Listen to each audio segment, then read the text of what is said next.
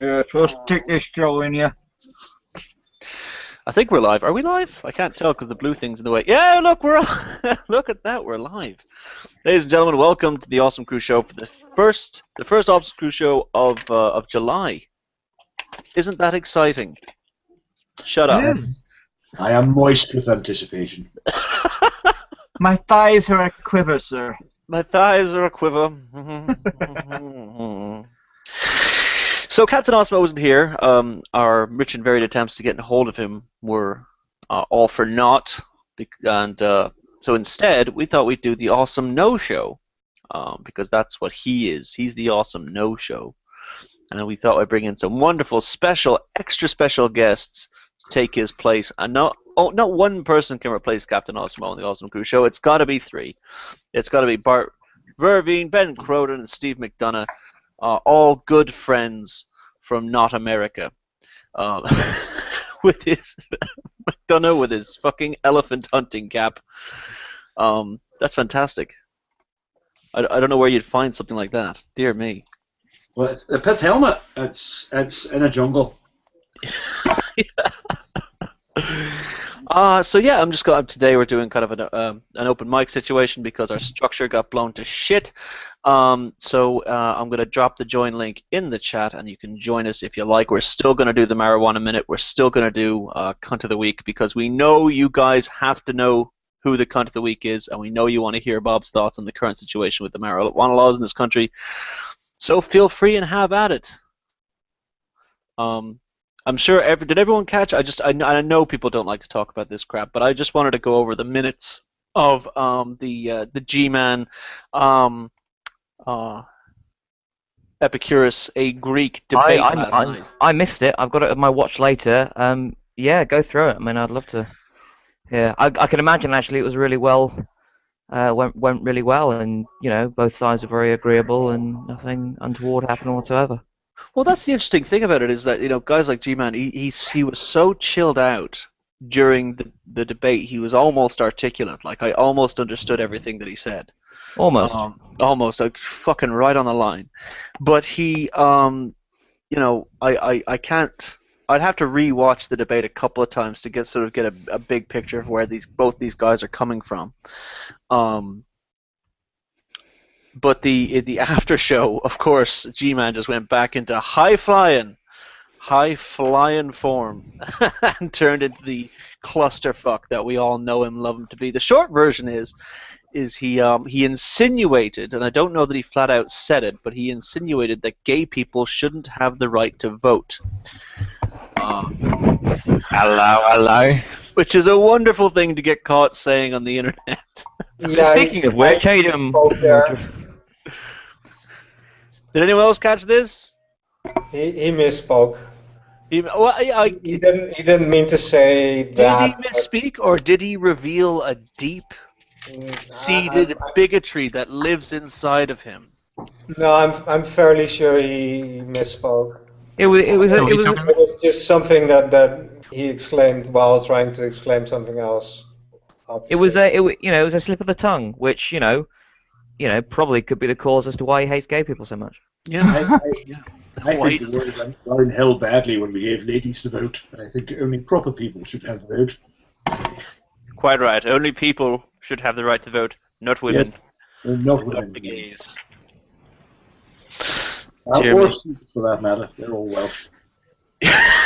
If anyone would like some context behind what I'm saying, I'm making fun of what G-Man got his pants pulled down on last night when he more or less insinuated that gay people shouldn't have the right to vote. I absolutely think gay people should have the right to vote, and I absolutely think that women should have the right to vote. It's very important that I quantify all of this, lest someone misunderstand the context of what's being said. Yes, we don't need people pulling out and telling you you're not just a racist, but you're homophobic and against G-Man having his pants down. Right. And I am all for G-Man having his pants down. I want to make that clear. I think we all are. Against it. No. We're not going to sit here and have a debate as to whether or not G-Man should have his pants down. Speaking of Christians with their pants down, who's looking forward to a hangout tonight with the Manchester's very own? What? What? Oh, Jason another Burton. debate where Jason gets to play Scholar? Bullshit. He's gonna get deep into a cant tonight, apparently. What's that pudgy little fucker doing? He and Dropout are discussing Immanuel Kant tonight. A man's cunt tonight. Yeah. Well, I think we all know that's going to be extremely entertaining. Dear me. It's not funny, man. This ain't It is funny. It No, is. It can't be funny. It should be funny. I just hope that it's not like the global atheism debate, which happened a couple of weeks back, which I thought was going to be hilarious, and it turns out it was just a debate. No, the fallout of it was hilarious because who does the whole that? time claiming he won. That's true. What came That's a later fact, was hilarious. Mordred, you okay over there? You okay over there, Bubba? You okay, buddy?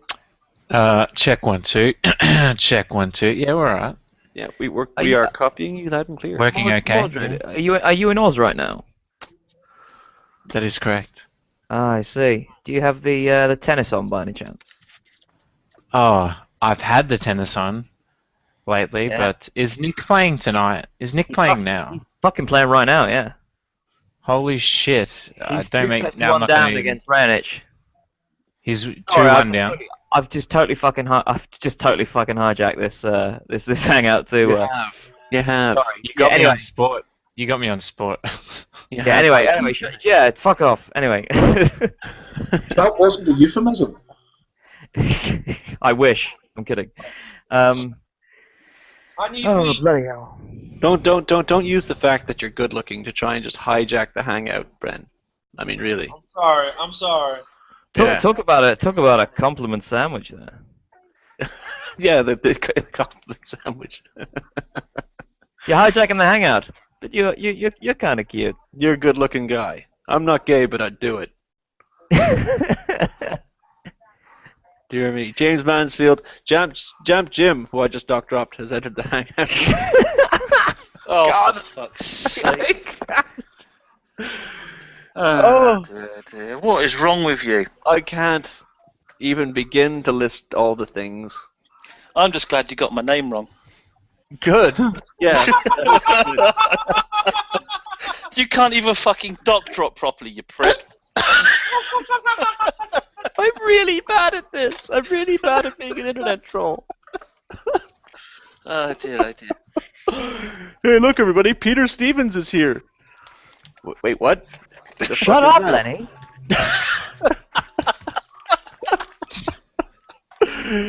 Oh dear, oh dear. So as I said, this is an open mic situation. If anyone has anything they want to talk about, please feel free. We're just going to kind of shoot the shit for a little while and have some fun. Why not? Fuck it. I saw Monty Python live at the O2 last night. If that does anything for anyone. That would have been interesting. Is I'm it- not jealous. Is that something? That was a something, yeah. How was it? I've always found them really good, and I think like literally when they were doing some of their old stuff, like the 40 years that they'd spent, like just it kind of like just dropped. You know, they were like haggard as fuck because they're like 70, you know. But The ones that aren't dead. yeah, the ones that aren't dead. You know, in fact, the ones that are dead, you know, he's quite sprightly. No, but, No, that's He what looked age great. does for you. but no, it was, yeah, in parts it was really bloody good. Obviously you can't blame him for trotting out the same stuff because that's what people want to see. I mean, if fucking ABBA got back together, you want them to fucking do Dancing Queen, wouldn't you, or whatever, you No, know? I wouldn't. I want them to shut the fuck up. Well, yes, wrong. A band that you're interested in, coming back from the dead. You forgot. I Yeah, live in Sweden. I have to yeah, listen to yes. fucking ABBA all the time. ABBA this, ABBA that. Best group in the world. Fucking ABBA. Oh, shut up, Peter. I mean, oh no, I've done it again. Jethro. Jethro Tull. Shut up, Brian. Oh, Do you know what is Australian that I think's overrated, and it's probably known by some of you guys, is AC/DC. I think they're a very average band. They're a small band from Australia, right? I've heard of them. Yeah. Some people are obsessed with them, and I No, think I'm they're not. just an average band, to be honest. From like Well, they Bongo got me Walla was- Walla, Australia or something, yeah. Yeah.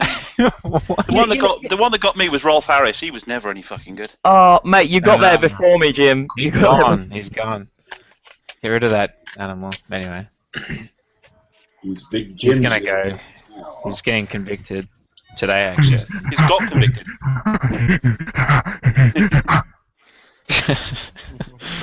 Yes, and that was live from Sydney courts. Anyway, I need a white girl. Damn. Well, who doesn't? Who would have Lenny, thought that when apparently. Rolf Harris was talking about two little boys with two little toys, he was actually talking about dildos? Love seats. Oh my good god. The people demand. Risky. Yeah. People demand to see my beautiful face. So now they're going to. Even though it is that affects orange soda? Would you call that orange soda? I would call this tropical mango Gatorade. Is what I would call it. That's more accurate. Okay. That's a bit fruity. You're a bit No. fruity. Are you doing physical activity right now? Because that's the purpose of the Gatorade generally, is to replace electrolytes and such that you're Or maybe using. he was doing some activity last night, and now he needs it more than ever. Oh, Yeah. damn! Yeah. Well, What are we up to, Lenny? this is how Lenny keeps his youthful good looks. He drinks his own urine. Listen, you're gonna sit here He and mock me. wraps it in a Gatorade bottle Fucking to try it. not I mean, to it's shock insane. people. People don't get so scared. More salty than you would think. Oh, never mind. It's just not very healthy for you, I don't think, unless you're Get exerting ready. yourself physically. From my Salt? understanding. Salt? Yeah, a bit of sodium and shit.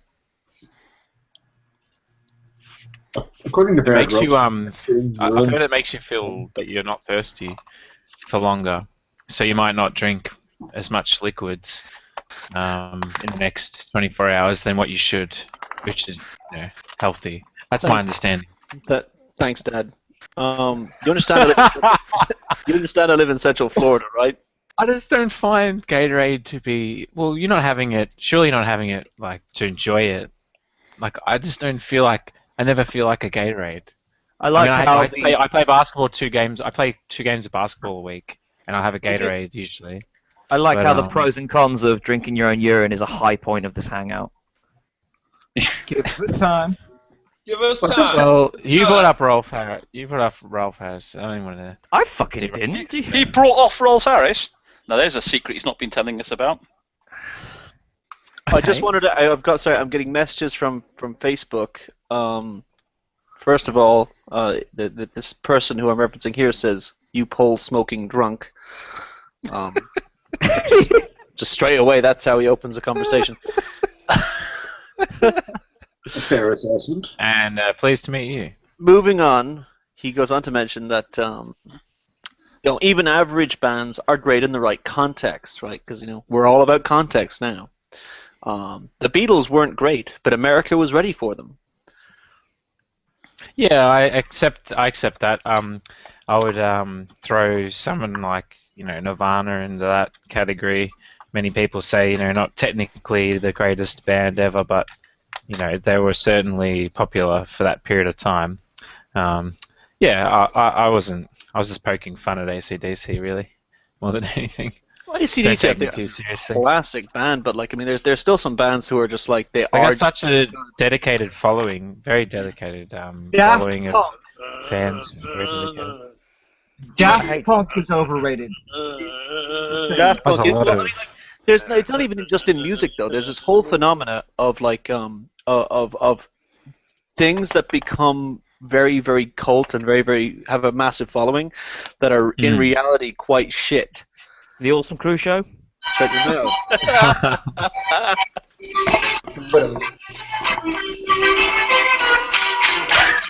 Sorry. The fucking chicken. That's very helpful. Thank you. The greatest band of all time. If you the greatest tune. Ooh, fancy a tune. Have you heard the German no one cares, man. Oh, fuck you. Fuck you. No one gives a shit. If I'm you on the take same for line.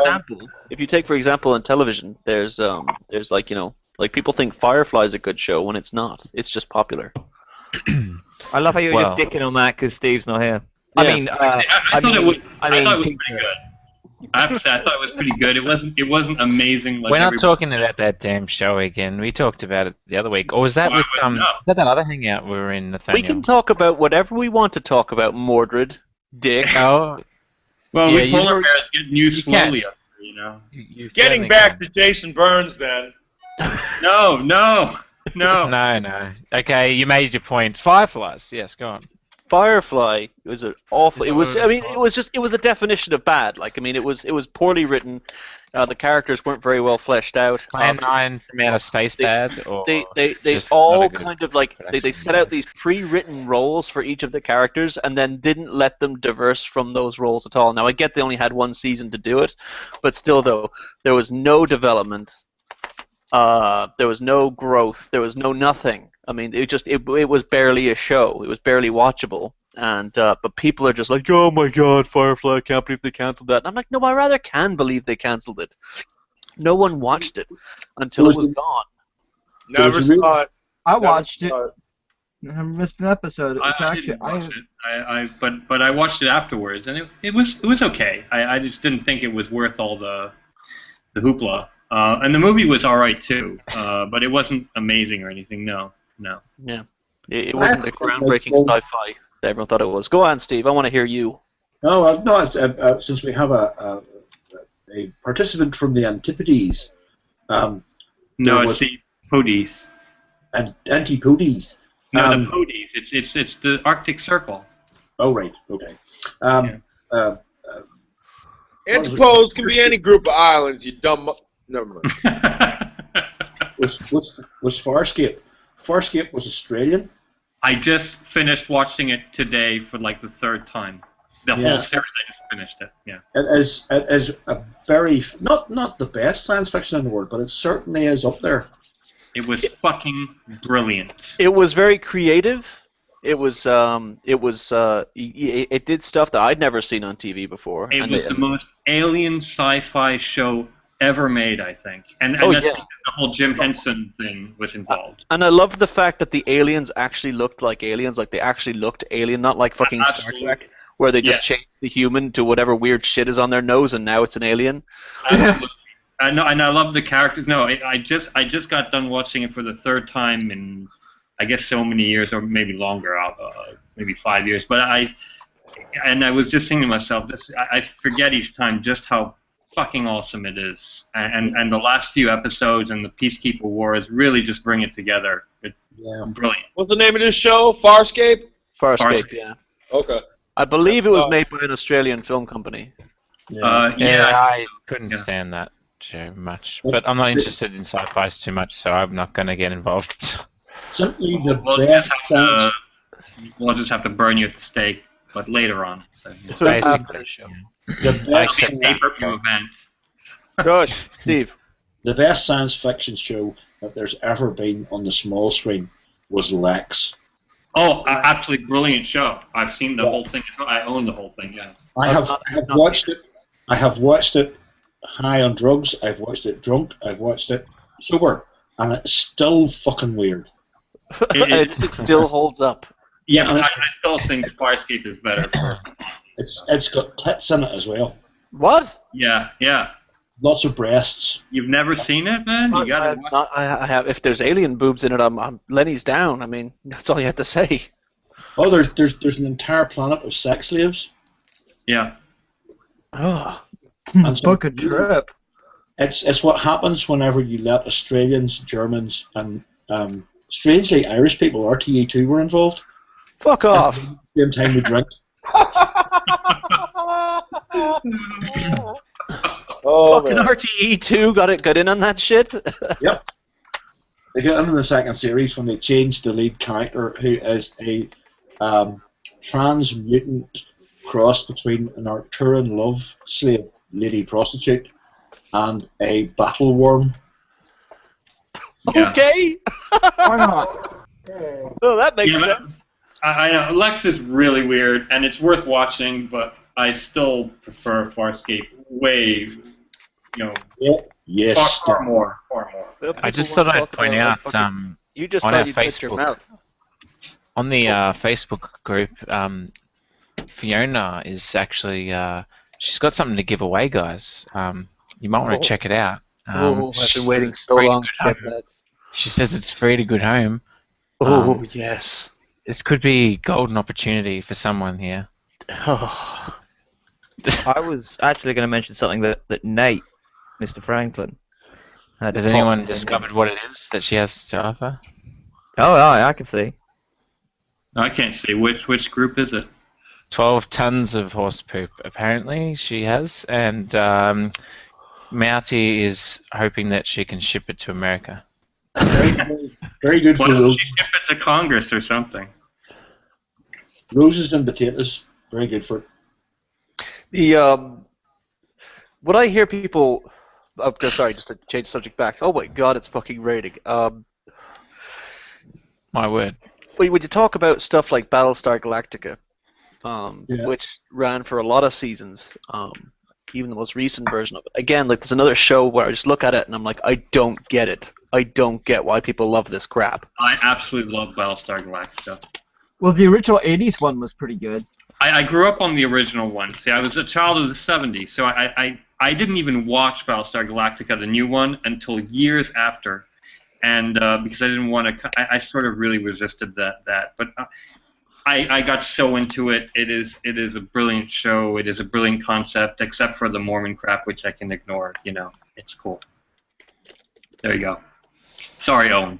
No, you're fine. I mean, you're more than welcome to disagree with me. I mean, that's fine. I'm going to have to turn to e-begging. I know I said I'd never would, but I need money to get to Manchester. I need money to get to Manchester because Jason Burns and I are going to have a little talk. So. Oh, don't be too cruel now. I have just discovered, having been sitting this way round in the study in the man cave for a while, I have a bottle of Turkish raki on the shelf. Hey, buddy. All right. Well, that's a good one. In fact. Handy. Hey, Handy discovery. Hello, Dee. Hello. Hey, D. Hello. Hello, Dee. everybody. Hello, Miss What D. is, what is going on? There's a lady in the room. Don't speak to me in that sexy voice like that. I'm sorry, baby. I did. You went, "Dee." Sorry, baby. What were we doing the other week? Sean Connery voices. I can't put it on anymore. Oh, Sean Connery lost doesn't it. do much for me. That's it. Go on. I'm a Russian commander. Can't you tell? He's a sexy. No, horrible sexist man. Don't do Sean Connery impressions. Yeah, he's horrendous, I don't mean. actually. I mean, if you want to He is impersonate, don't. If there's something Nah, I haven't he's- heard, please let me know. Oh no, please! Oh no, dude, you have to check out the interview he did with Barbara fucking Walters. I've seen it. Where he Yes. discusses the role. Is it where he discusses the role of marriage or women or something? He says that it's okay to. Oh, I'm sorry. Sometimes Yeah, to hit. Yeah. you just have to slap a woman. Yeah. And Barbara Walters is looking at her with her jaw like on the floor, like you did not just say that. Disgusting. And then like a year later, they do another interview with him, and she's like, "Hey, you remember what you said to me last time we talked? Where you said it was okay to hit a woman?" And he's like, "Yes, I remember that. Yes." His still position hasn't stand- changed. He's like, "Nope, still the same, still the same." Like, and what made that hysterical was that he's so unapologetic about it. Like he just does not give a single. He's a real man. Real men don't have to apologize for slapping a woman when she needs it, right? Yeah. I don't advocate slapping women for quote unquote when she needs it. I don't think anyone needs to be slapped, but I know I was teasing. I'm not That was suggesting that you weren't. Yeah, I was. did not mean to insinuate that you weren't. The What point- about if they're babbling and making no sense? Is it alright to slap them then? The point that I was trying to make was that if anyone puts their hands on you, then you have every right, as far as I'm concerned, to put your hands back on them, man, woman, or otherwise. The way I like to phrase that What is if you have physical differences I mean, between you the know. two? What if it's a very small Reasonable force. Yes. That's so what the that's- books You were born call it. without hands. You can use reasonable if you get- force to protect yourself. The way I like to reasonable to phrase protect yourself. Yeah. the way I like to phrase it is if you're man enough to throw a punch, you're man enough to take a punch. Why don't you just pull her collar and chain? And Oh, it's a very did I, simple. did I it's say a- something? Gracious me. I think I got one over you there, Lenny. You have. You're now in more trouble than I am. There you go. I don't think it's an unreasonable way to live. Is if a woman wants to hit you, carefully explain that it's a very poor choice and you're going to get hit back. Oh, it depends. Well, you're gonna leave the person. You're gonna stay away from that person. Why would you want to be around someone who's going to hit you? Yeah. Why do you have to hit them back? I would just get the fuck away. What is wrong with you, you crazy psycho person? I'm not going to be spending any more time with you. I don't need to hit people. I don't need to resort to violence. I agree. If she's capable of really hurting you, I agree. But if not, I honestly, I don't think it's very correct to do to slap her back. I would say that if you're going to hit somebody, you can't be surprised if they hit you back. I'm not saying I'm not advocating hitting people back. Certainly. But if you're going to hit somebody, you should at least be, willing to accept the fact that you might get the same in return. How about if you're in a bar and you say something really, really, really bad to a woman? Another person? No. Well, I guess it goes. Okay. I was thinking it might go either way. But let's say you're a guy and you say something really stupid to a girl. And she slaps you. Is it okay to slap her back, or do you get the point and back away and say, you know what, I really fucked up there? Yeah. Well, in my view, I think what you do is you say, hey, listen, I understand that you're upset, and I apologize for saying that thing that upset you. You don't have the right to put your hands on me, and if you put your hands on me, then all bets are off. Right. Well, no, right. I'm not explaining it to you. I'll explain that shit afterwards while you're lying on the ground bleeding. Like this is romantic. Welcome to fucking equality. Like, you know what I mean? I've been in bars before where I've done something, either stupid, where I wasn't paying attention to what I was doing, and I knocked something over and I spilled a drink on this girl's shirt or whatever the fuck else, and she flipped out, started calling me names. I'm like, listen, go get fucked. I'm done talking to you. And then she put her shoulders up like she wanted to have a go, and I'm like, listen, if you hit me, I'm going to hit you back as hard as I can. Like, I really don't think you should do that. And then she hit me, and then she took a nap. Like, I mean, this is... Okay, I can feel the quote mines coming on right now. You probably could have used a better approach there, though, don't you reckon? You could have used a better approach yourself, though. Do you have to say to someone, even if it is the case that you are going to defend yourself if necessary, is it at any point necessary to say to someone, I'll fucking crush you if you're coming at me, It's sort of like, what's the point in even tempting an ego battle with someone? Egos make people sort of, trip a bit, so it's sort of just like, no need to mention. That's really rather unrealistic. I mean, she could slap you without telling you, right? Hang on. Let's not just feel like, what are you doing? Just feel like, what are you doing? Most people, if they're opened up to... Let me ask you something about that. I'd really like why to you've just done that. If you say to her, why you just slapped me, she's not going to keep slapping you or something like that. And if she's too drunk that she's going to pass out, well then she's too drunk. Just go away. Mordred, let's not talk to each other like we're perfect people. Okay? Speak for yourself. No, I'm not suggesting. No. Let me ask you something, Lenny. What was that whole situation in the bar like? After you spilled the drink, I'm sure you apologized and got her another drink, right? I offered to get her another drink. She started yelling at me and calling me names. I'm like, okay, well, I guess go fuck yourself. I'm talking hindsight, Lenny. Like, I'm not having a go at how you dealt with it. At all, and I'm not saying you deserve to get hit or anything like that. I do apologize if it sounded like that. Well, I apologize if it comes across like that. That's not what I'm suggesting. Paying for it. Lenny, I've got a question. That's not what I'm suggesting, but if you sort of addressed it different. Anyway, go on, move on. Someone else has something. I've got a question. If they start it, right, and they lay hands on you, is it alright to punch a Smurf? Smurfs. All right, which punch Smurf? a Smurf no matter what. Papa or lady Smurf. But Jim, are you actually going to go down to their level? Good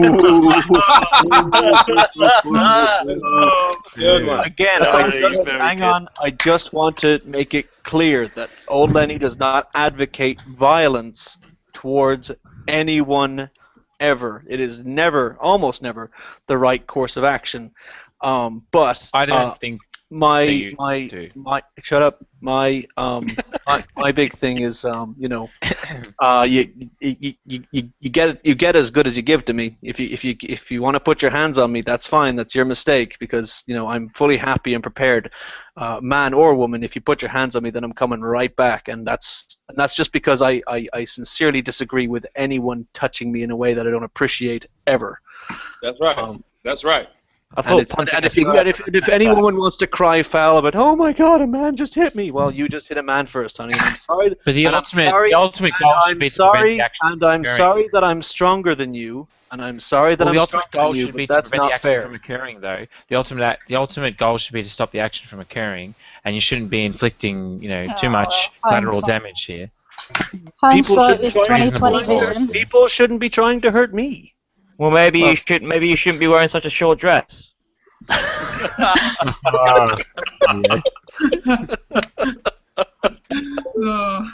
I'm going back to Jason Burns videos. Fuck this. Hey, I'm telling you. Hey, my dresses are quite short. What's your problem with that? Hey, no. I can one-up it. How about this exclaim from a feminist that will make you slap yourself? Oh, I slapped myself enough already. I quote, slap yourself. The vagina's primary function isn't to be penetrated by a penis, but to eject a baby from birth. Well, how does one happen without the other? Well, that doesn't. I was about to say. Well, I mean, I know there are other ways. I hasten to add. I'm not now. Well, thanks to modern medicine, but for the last, in general, 50,000 or 100,000 years, how they're supposed to make do, Somewhere along the evolutionary chain, it sort of went, we're developing this ability to, insert sperm into the eggs. Yes, let's get rid of this penis thing. Yeah. We all have turkey basters. No, I'm attached to my penis. I want to keep it.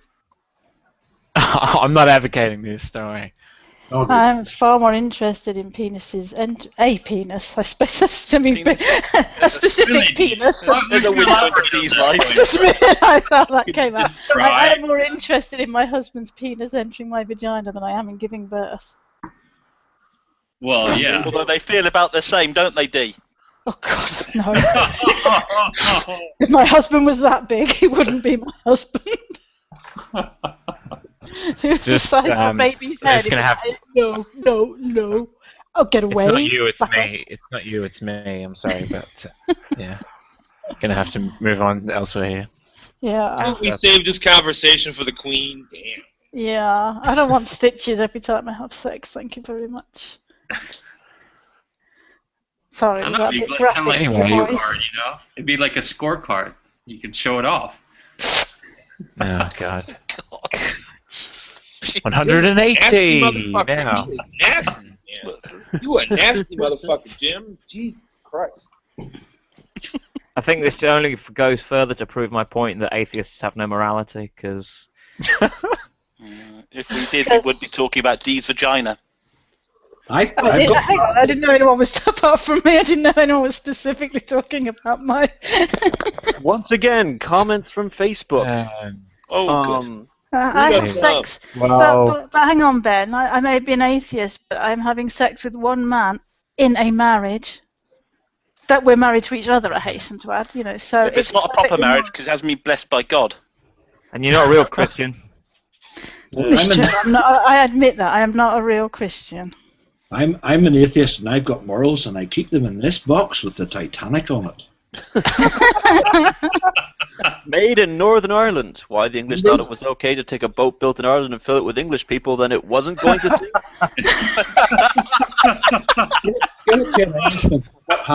That's true. It was built mostly at that Belfast shipyard, wasn't it? Where was the shipyard in Ireland where they built that? It was big. It's in Belfast, yeah. Wolf. Okay. Yeah, designed by Irishmen, built by Irishmen, driven by a fucking Englishman. Oh dear, there are a lot of old jokes about the Titanic built in Belfast sunk by an Englishman. Let's hear them. It hit an iceberg. Come on, it wasn't iceberg proof. We don't know that. There's two actually. Sorry, go on. There were two boats built. There were two dry docks. One was the Britannic, and the other was the Titanic. Mm-hmm. And there is a popular conspiracy theory that it was actually the Britannic that sank, not the Titanic. And it had been sent out early before it had been properly sea tested. But whether that's true or not, I do not know. But Hitler happened to the other has the rest of the Nazis the on other board, ship got sunk. and they're docked currently in the Antarctica, waiting to stop. Well, Steve, what the other theory? I was being silly.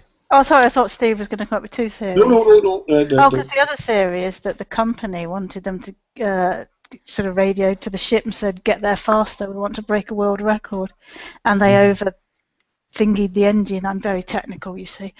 They overstressed the engine, and that's kind of. Well, or they going faster than they should have at night or something. Yeah, the thing is, who you have, because the designers, the actual design of the ship was sound. It had treble skin. The one thing that it didn't have was sealable compartments, and the owner, the White Star Line, said, "No, we're not putting all those fucking doors in." Because that's far too expensive. So the lower decks, where the engine room and the place where they kept the lettuce and things like that there, were all basically open. So when it hit the iceberg at the bottom, it fell very, very quickly and got so heavy that it broke in two, and then the two halves sank. So it was basically a bit of penny pinching. But I said the thing is, because there weren't enough lifeboats either, they reckoned, didn't they? Yeah, but the other thing, well, they didn't have lifeboats. They had the prescribed number of lifeboats for everybody in first class. Which was normal practice. That wasn't. Okay. If you were in first class, you got a ticket on a lifeboat. If you were going across to be one of the poor, the rich, the unwashed, somebody who's going to live in Boston, then you didn't have a lifeboat. But that was common. Like something Ryanair would do. Okay, yeah. In other words, if you're Irish, no. The thing is that we had a big competition over here in Belfast whenever Harland and Wolff sold off the two dry docks where these boats were built. The local government said, "Oh, right, let's build the Titanic Centre, where we can celebrate the fact that we built a big boat and gave Celine Dion a jump into stardom." That was probably the worst thing about the Titanic disaster, wasn't it, Celine Dion?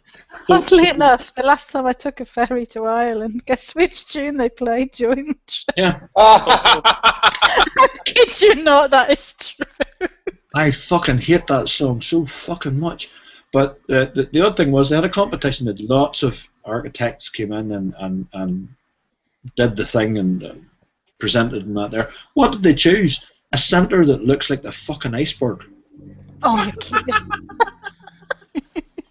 It's amazing. It's a big silver aluminium dirt thing that's bigger on the bottom than it is on the top. How apropos. Yeah, and they actually got the company who made the grand staircase in first class to rebuild it from the original plans inside, and you can now get married and have your lady wife present herself down this double staircase onto the bottom floor. It is actually great. It's well worth going to see just for that. It's almost like saying there was one fucking massive disaster, we're getting married, and here's another one. Yeah. Well, yeah, I was kind of thinking that's not kind of where I'd like to start my married life. They've even got a wee bit of it's inside, so it never rains on you. But where you can do the standing at the front going, "Hey!" while Celine Dion chummers in the background. Oh my God! Gosh. Yeah. But well, I'm glad to hear it's tastefully done. It's very tastefully done. In Holland somewhere, there's probably more than one museum towards sort of shipping. But one of the things they've got there is it's a sort of Titanic simulation, where you sit in a chair and you get splashed with water, but they kind of play the sounds of it all going down, and you don't go into the Atlantic. They don't take you out in a boat and sink it for the full. Yeah, in freezing cold water, but yeah, they kind of have the noises of that would be getting the siren and yeah. Oh my gosh. And if this hasn't been said yet, I just want to say it right now. There was plenty of fucking room on that door for both of them. All right. Yeah, I don't understand. That fucking bitch was sitting up there eating Hot Pockets while her boyfriend was freezing in the fucking water. And he's like, hey, can I get in the door? And she's like, nah, there's not enough room. My legs will cramp up if I don't stretch out. So I guess to be honest, I was waiting 2 hours to see Leonardo DiCaprio die. Yeah, that was the highlight of the fucking movie for me. Can you imagine the shrinkling and the wrinkling there? And on that note, I'm back in a mo. That's right. If you want to join the Awesome Crew show, spots are opening up. The coveted spots. Wayne Hudson. Wayne Hudson. Hey up, Wayne. How's the phone? Hey up there, Wayne. You alright? It's a look-alike. All the way from Yorkshire. Just hang on a sec. Let me sort my audio. Check 1 2. Check 1 2. How are we? Fantastic. We're awesome. We've just been discussing big boats. A bunch of things. We've been discussing about in what context it's okay to hit women. That's that. We came to the conclusion it was any context. Did you see my comment in the comments? I didn't. Could you please read it out? It's your own fault if the woman hits you. You obviously left too much chain between her and the stove.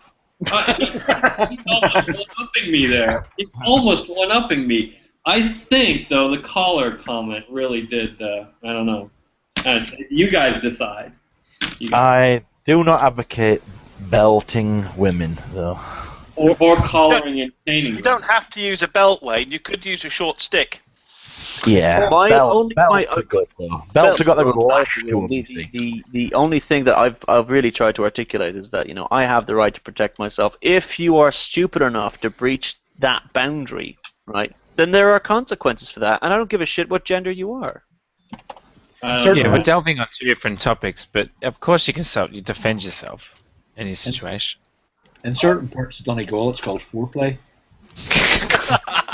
Fucking northerners. But the point I started watching earlier on, and I wanted to come in, but it was full. Well, it weren't full. I was eating my dinner, and then just about jumping D the last spot. Yeah.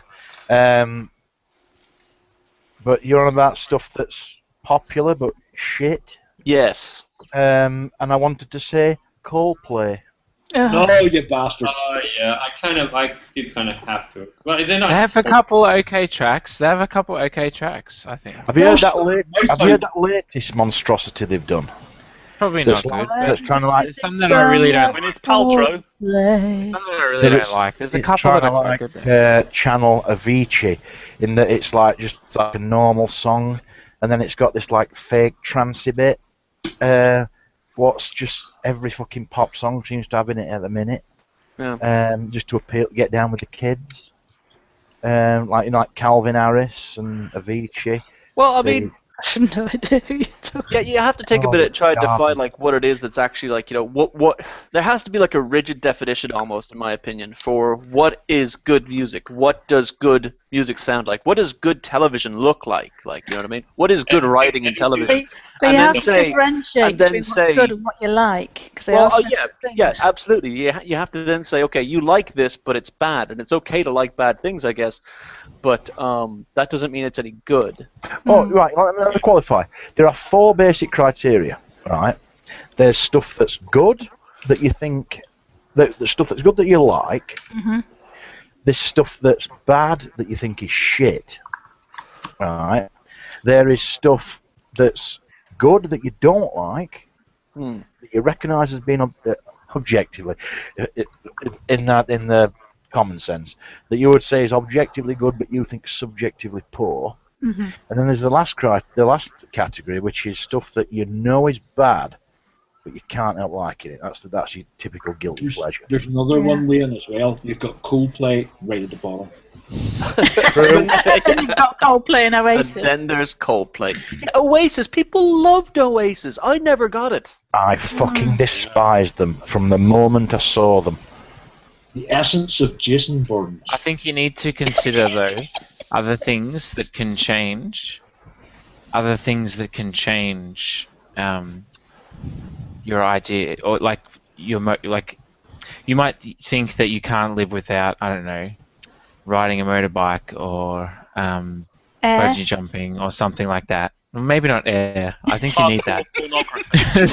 There's a few essentials. I need air, but I hate it. But aside from those, now you lost my train of thought there. Sorry, darling. But you were boring the shit out of us anyway. Ah. I'm Hurts not so much. showing your pretty face. Like a dagger to the heart. Right in the nerds. Do you get your wabs out? That'll jog his memory. Oh my gosh. Okay. Okay, they're out. No! The camera on. Oh, Fuck. shucks. Damn. I just remember when people were comparing Oasis to being the new Beatles, which I thought was ridiculous. Oh, God. Well, again, like The Beatles. Christopher Not that I Madden- like the Beatles, but at Christopher least it Madden was quite correct at his point when he said that the Beatles sucked, but the world was ready for them. You know what I mean? Yeah, I've got to agree. I don't think that. The Beatles. There were a couple of songs I didn't mind, and the thing is, their best singer was the one that sang least often, Mr. Harrison. Yeah. No, I don't think they sucked. I mean, I can see why some people don't like them, but Oh, come on, their early stuff. Love, Love Me Do. Oh, barf, Phil. Yeah, I know what you Well, mean. you have to understand the times they were in. Yeah. The dark ages. And also, I get that they were new for their You know, time. I mean, they were poor. They rode around in carriages almost. You know, But you. also and let's be honest about this. The Let's simple be- mentality. I was around back. I wasn't that fucking long ago. Can I say something that I wish something had been Trying to get a really rise honest out of you. about. I'm Sorry, sorry, Wayne? I'm trying to get a rise out of you. Nathaniel. Yeah. Yeah, just like, I just want to say something, and I wish people would be really honest to themselves about this next point. Yeah. John Lennon was not a fucking good singer. Yeah. Absolutely not a good Yeah. singer. I don't know. I you know. Well, I'll tell you what, I'll demonstrate this. Music for the plebes. I can demonstrate this to anybody. Right? Compared to Bob Dylan. Annie Lennox. I can absolutely demonstrate this, right? John Lennon wrote Jealous Guy. Watch them back to back, his version with Brian Ferry's, right? Yeah. Now, Brian Ferry's no great singer. Yeah, but I'm not a huge fan of the Beatles. I've never been a huge fan of the Beatles. No, this was not addressed to you, Nathan. This is just global. This is to the viewers. Audience at large. Nice. But yeah, you compare Jealous Guy by Lennon to Jealous Guy by Brian Ferry, and the difference is night and day. John Lennon's is shit. Well, John Lennon recorded his while he was alive, and the other one was Brian recorded Ferry was after he dead. died. No, Brian Ferry recorded his when Lennon was dead. I don't see a It was, point, Paul. it was done as a tribute. He put more emotion into it, I'd say. Well, nah. No, because, I mean, you could argue that, say, I mean, look at some of the old blues singers, and my brain's just gone completely blank for a moment now. I mean, the recording equipment they had was compared to what we have now. Yeah. It's pretty minimal, but you listen to them and think, wow. I don't think the recording techniques are the issue, because they were just they worked with what they got and they learned to be really clever. Now I will say that in Beatles' defence, they absolutely mastered their studio equipment. They really Yeah, did. I mean, they did do some incredible things technically. This is true. Yeah, they did an awful lot of technical stuff. Yeah. But apparently they were dreadful live. Well, yeah, but that was because that they took the view that nobody could hear them, and they just really got out of practice. And then they realised that when they went and toured Japan, and the audience was quiet, and they could actually hear themselves. Yeah. Yeah, they like overbooked the venues, and then it really took. I watched a documentary about this. It took Led Zeppelin took that till that era till they realised what were required to fill a venue. Because what wasn't when they played the Shea Stadium, it was played over the PA. It wasn't played over specialist stadium speakers at all, and consequently they just could not hear what they were doing. And John Lennon was just dicking about on stage because he knew it didn't matter what they did, nobody could hear them. No, just the screams, weren't it? Yeah. Well, Led Zeppelin, man, that was a band. That was the gods of rock and roll. Oh, easy with that. No question about it. I'll sit here and question that shit all day. Kidding me? Is it Moby Dick when he does the drum solo? Oh my gosh. Which can vary from 5 minutes to 20 minutes. Go on then, Lenny. What beats Led Zeppelin? Let's hear it. This should be good for a laugh. Spice Girls. I would say probably. Classic lineup of Deep Purple made in Japan. I'd love to have been in the Osaka Stadium when they were playing that.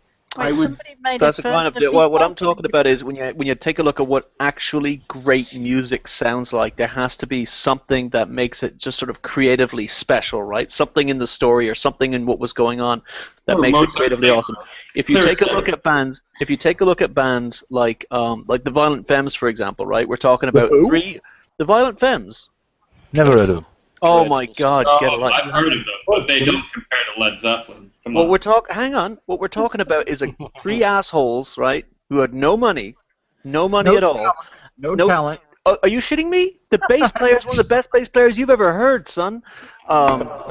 They had no money, so they couldn't afford amplifiers. So instead of doing what normal bands do and just fucking quit, they actually invented a genre which was acoustic punk. Right, acoustic fucking punk. Wow. Because they couldn't afford amplifiers for their guitars, and it was dreadful.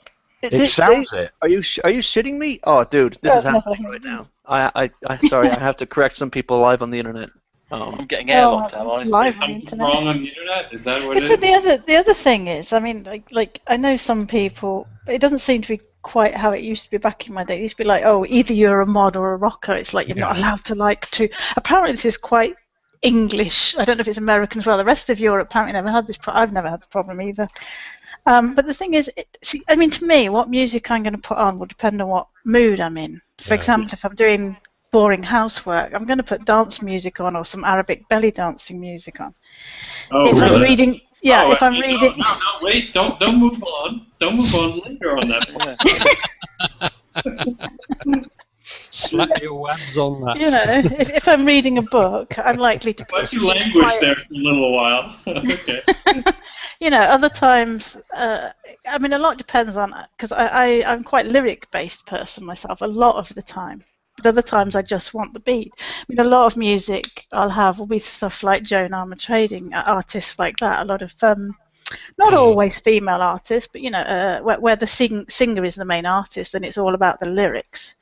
Because for me that's a very emotional thing. But other times, I say, it'll be hardcore dance music, it'll be belly dancing music, it'll be rock, what have you.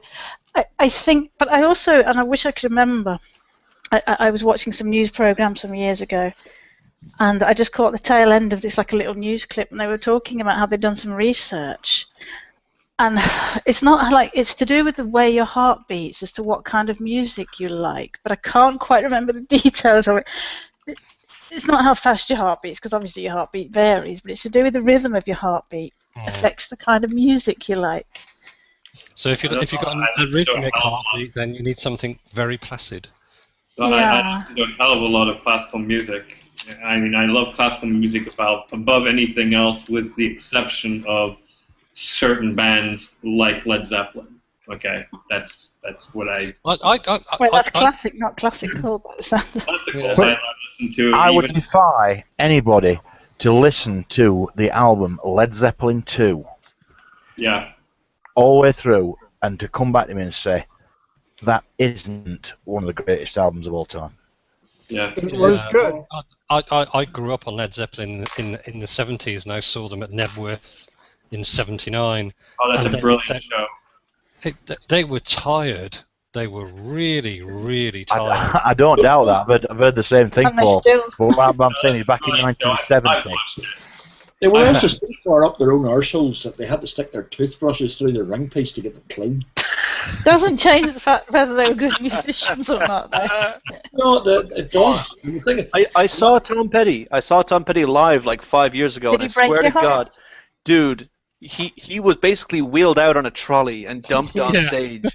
He looks like hell. What the fuck? Like a Russian president when they've got to get out the defibrillator to get him going. They had out the He fell off the stage. zombie Tom Petty. Falling. He's doing great on his role on The Walking Fucking Dead. That's all I'm saying. I did see Death Row Toll like 20-some years ago. Wait, and you know what? No, wait, you'll never guess. Broken is the guy. What's his name? The lead singer. Ian Anderson. Ian Anderson broken his leg, and he came out on a wheelchair and did his motion pick in a wheelchair, which is I think was priceless. You know. But I'm going to interject here because it's odd. There's what 8 of us in here, and we're talking about music as if it solely exists around the Northern Hemisphere, Western world music. I've got very eclectic. Arabic. I said Arabic. Oh, Arabic, yes. But also, there's a distinct lack of classical. I listen to classical music a lot. I listen to pop music a lot. I listen to trance. I've DJ'd, I've been in the band. The thing is that if you listen to something like Barber or Albione or early Mozart, the elements of popular music, the hooks are all there. Oh, yeah. Oh, yes. I mean, I can remember George Martin once on a programme. He was demonstrating how Pachelbel's Canon in D was used in so much popular music. I mean, it's become a bit of a meme now, the Canon thing, because it had that Canon rock thing. This were excuse me, this were years before that. And I mean, for instance, the example he used, and he played it on the piano, was All Together Now by The Farm. That is basically Pachelbel's Canon in D. And you can even further than that. In the late 60s, early 70s, Harry Nilsson did Without You. Still played now in the slow sets. It is the archetypal sad love song. Is basically just a Rachmaninoff piano concerto. It's a straight rip-off. If you take out the words and reduce the melody slightly, it's Rachmaninoff Piano Concerto 6, I think. And they're there all the way through. And similarly, I got very jaded with a lot of modern stuff that was coming out at about the tail end of the 90s. And I went off into world music. And I heartily recommend Afro-Celt Sound System to anybody. Ladies and gentlemen, I just want to take a moment right now to welcome Trolling with Logic to the Hangout. The man who is setting up the massive event on Saturday, which the Awesome Crew Show will be very honored to take part in. We were hoping you could give us some details about the event. Any further news, sir? Like I said, just the other day, the Gin and Tonic Show confirmed they'll be on. Fantastic. And yeah, that's about it. Everything's actually in place remarkably early this time. Past 2 years I've done this. I usually go on air with slots still needing to be filled. It's quite fantastic right now. Everything seems to be in place, and fingers crossed it's going to be a good evening. Yeah, we're looking forward to it. It's going to be fantastic. I'll lose track of time very easily when it's going on. So. Now, one of the questions I have is how exactly we go. I've never done one of these things, and you mentioned Skype. So how exactly are we going to make this happen? If you and the Awesome Crew guy, I've got Len on Skype. If Len sets up a group conversation and just adds me in, and then just when your time comes, just start up a video call and it'll stream live on Vaughn. That's all you need to do. Sorry, who are you in discussion with?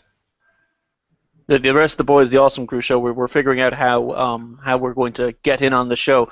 The only person I can see having a problem with it is Captain Osmo, who I think has problems with Skype on his computer, but we can try and figure that out between now and then. Yeah. Just I've basically got problems with Skype myself. Yeah, if you start up like a group conversation and just add me into it, between now and then you can add me into it and I'll give you any help you need. All right, my man. I'm going to be around all evenings because, well, the next few nights I'm not going to have any social life because it's just kind of making sure everyone's happy and getting all this, just getting everything set up. But everything's looking good at the moment for it. Fantastic, and you have to appreciate the amount of work that this man is putting in, entirely selflessly and entirely for a very worthy charity. So, coming at you this Saturday, the Trolling with Logic, Engineers Without Borders charity event. We're coming for your money. This time, come watch us, but bring money. Yep, and we start at 5 p.m. the UK time, and it's midday Eastern time. Eastern Standard Time, that'll be noon, 5 p.m. If you want, you can tune in 2 hours earlier, and we have a pre-show with a friend of mine called DJ Steve. He's a radio DJ in London. Fantastic. He's going to be. The Awesome Crew is still trying to figure out what we're trying to do. I mean, we don't know what we're going to do for this shit. I'm pretty sure I'm going to try and drink a gallon of milk inside of an hour. And I told you how to work that, man. Yeah. Yeah, just mix it with vodka. That's not going to help. I don't think the gallon hour is going to help with vodka. Milk and magnesium. Yeah. Well, if he cut it with vodka, he would suck it down in no time flat. We're talking about Lenny here. Lenny, I can drink half a gallon straight down. Oh. You can drink half a gallon of milk straight without throwing up. If I'm thirsty enough. La la la. And I think we're going to get Bod to Bits to read out some really bad fan fiction. Get enough donations. I think he's going to, if you've heard of My Immortal, he's going to read out some of that. So it's just because he speaks so very proper, so it'll be awesome to hear him. Oh yes, he's got an excellent reading voice as Bod. Yeah. We just He's thought posher than me. we've got to find something really awful for him to read. Or that, or if anyone's got some hate mail they'd like read out by Bod to Bits. Is Bod from the Midlands? He's got that sort of sound to his voice. No idea. I know next to nothing about it. I know when Sight and Atheist used him as a voiceover for DPR Jones, it was funny because like DPR Jones is like a posh southerner, but I think Bod Bits has got more of a Midlands accent. From what I've heard of DPR Jones, I think he grew up in a very working class area and his parents made him put on that accent. A bit like Richard Raspberry. You read my mind there, Wayne. You read my mind. I just want to remind everybody. I just want to remind everybody real quick that if you do have suggestions for what you would like to see the Awesome Crew do, we are at your disposal. Go to the Facebook group, just The Awesome Crew Show on Facebook, and leave a suggestion for the things you'd like to see us do. If it hurts, we expect you to pay more. We expect you to give more money. I would like to see Lenny wank off a giraffe. You know, our segment I would say not to see will be that. closed. I'd like a long time. I'd like to issue an invitation because if anybody is in the neighbourhood on the 26th, 27th of July, and they want to do this along with me, I'm doing it for a different charity. You can come bog snorkeling. All right. Oh God. The Northern Ireland leg of the World Bog Snorkeling Championships is on the 27th, and I will be doing it in the spider suit. And there will be videos, but I'm doing it for Medicine Sans Frontières and their action against Ebola at the minute. Cool. But if anybody wants to come down and add it in for Engineers Without Borders, you see, you'd look fantastic in a wetsuit and snorkel. Oh yeah. Yeah, the Mankini event I think proved my my sexuality. Oh God. A bunch of people at work saw that. Just say, like a whole lot. In any event, I've got another one for you, Lenny. A good thing for sponsorship. How about if you get almost naked and cover yourself in black grease, like Tom Hardy did in Bronson? What? You could do it in Marmite. Oh my God. Marmite would be easier to get off. Marmite flavoured Wayne. Trolling Logic, do you want to just leave, if you'd be so kind, would you like to leave the link to where people can donate in the comment section of this video as well? Yeah, I already did it. It's down there. Fantastic, folks. I thought you were asking if you'd just like to leave. I thought that's a bit harsh. Well, if you could please kindly just fuck off, that would be. But leave your list. What creature is that? It's a bearded dragon. It's adorable. I've never looked at a lizard and thought it was adorable. Lizards and frogs are adorable. I'm just weird like that. Oh. Yeah, I love them. Oh, he's trying to tickle it under the chin. I adopted a chameleon once for a while. Just tried to fucking escape. Swivel-eyed loon. Couldn't find it after a bit, though, could you? Swivel-eyed loon. Yes. Oh. No, we adopted it in high school in Israel. It had wandered into our room, and we lived on a farm kind of place, and it ended up not leaving. So for a few months, towards the end of the year, we had this chameleon, and when we left, it was still hanging out, so we kind of gave it to the people who were coming in next, and I don't know what happened to it after that, but you know. It was probably scared of the Palestinians. Yeah, I don't know. No, I think it was political free, you know, just. By the way, there's something I'd like to say over the YouTubes. And actually, we have another person here who experienced it, and that's MK Skeptic. Yeah. And that's a big thank you to Alex and Kat for hosting the Secret Atheist and Tiny Theist get together at the weekend. I think it was really good because we didn't actually talk too much about our good friends. Hang on a second. Kill that off. No, we didn't talk too much about Jason Burns, and I think it was really that was good. the Friday, Paul. See, you missed that. I missed the total conversation, didn't I? Okay, later, Steve. Take care. How did Alex? Sorry, you were saying, Paul. I'm sorry, I interrupted. Sorry. You were on about the. No, it was all the conspiracy conversations that we were having. It was very, very good. Sorry.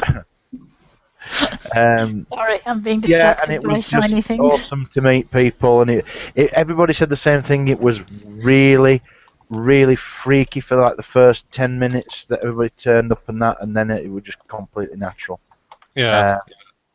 So when did Alex do that first video about the atheist conspiracy that didn't really exist, and then introduce you lot sitting in the living room? That was Friday evening. That was Friday night, yeah. Yeah. Well, it probably hang on a sec. I got there about 9:30. Jim a little bit later. God, it could have been near midnight. Could have been near midnight on the Friday. Really? God. Yeah. Yeah, I was heartbroken that I couldn't fucking go. We were heartbroken that you couldn't make it, Len. Yeah. I mean, honestly, I shelled out $1,100 to go see my dad on the 20th. So I'm like, I can't. I was really sitting down, looking over my budget, going, "Can I do it again? Can I really do it?" And I was just the really gutting thing with it. Mark and Mel couldn't make it. Yeah. My buddy Mark. My man Mark. He's my man. It's normal for me to say that. But I've got to say though that Fiona is just absolutely adorable. Yeah. I mean, I knew that before. I've never met the woman, and I know that, for fuck's sake. She's fucking precious. Yeah. But so everybody. I mean, I get on particularly well with Matt Hunt, and just we've known each other for years. But then again, it almost feels like you're leaving other people out. I say, but yeah, everybody was awesome. Yeah, fantastic. And he's in a really good location. It's dead easy to get to, isn't it, Wolverhampton? Right in the centre of the country. Yeah, it only took me an hour and a half to get to it in the car. My God, you live that fucking close. Christ, I'd be there every weekend. I thought for some reason it was down south. No. I don't know why I thought that. I do have to ask though, Wayne, because as far as I gathered, you were all there with the whole Ronnie hangout that Alex did. Yeah.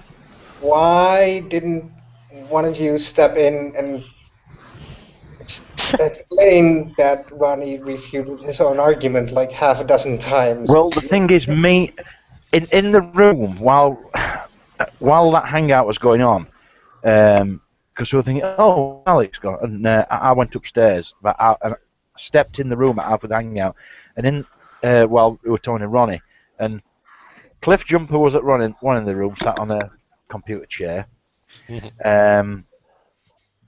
Fiona was sat on the floor, and me and Matt Hunt walked in. He plonked his son in a chair, and I was sat down, whispering, sat on the floor with Fiona, whispering to each other and trying to suppress his laughter. I mean, we could only hear Alex's side of the hangout because he got his earphones in, but it was piss funny. And I actually wanted to when he muted his mic at one point, I says, ask him if you can be certain, if your senses will make you certain at this point in time that your friends are actually in this room. And they say, well, don't, and then for us all just to like mob the camera, something like that. And he went, no, I think it'll just scare him off. He'll think we're conspiring against him. Fragile enough as it is. Surprise, fucker. He'll probably accuse him of being a chicken because he had to get all his mates in to help him out. But it did seem really surreal. Sat on the floor with Fiona Robertson, watching Alex in his one-on-one chat, and we all, with all his wall art behind him, and that was probably the most surreal thing out the entire weekend.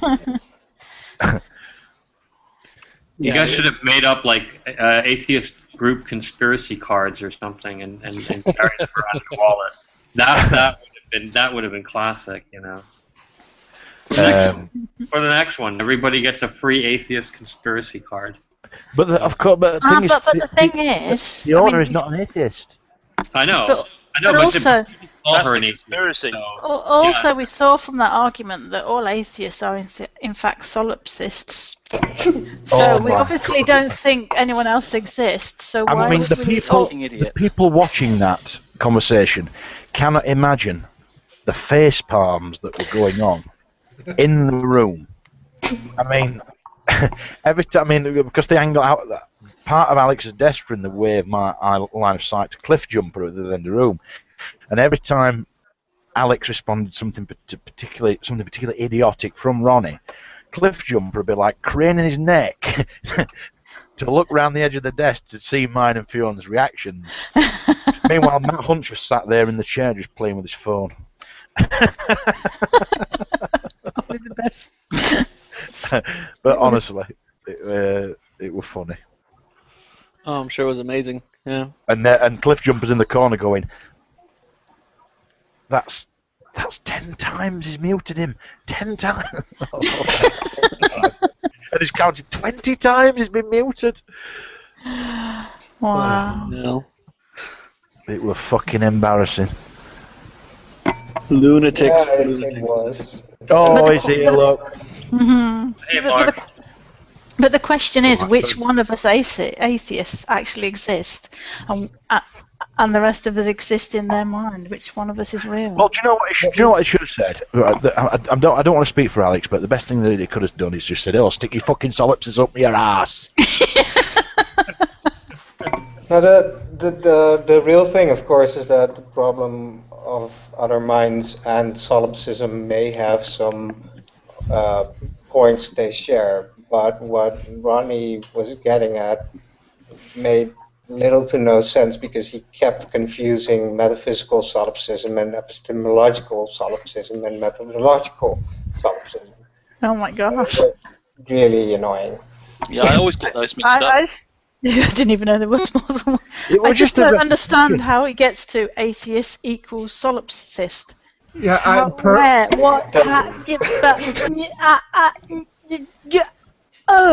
Like going, yeah, and what you can do, you can't even know when you ask yourself, and you can't even know your own mind, and you ask yourself, and then you ask yourself, and that's it was just fucking nonsense. For the record, I love it when D makes that noise. Moving past that,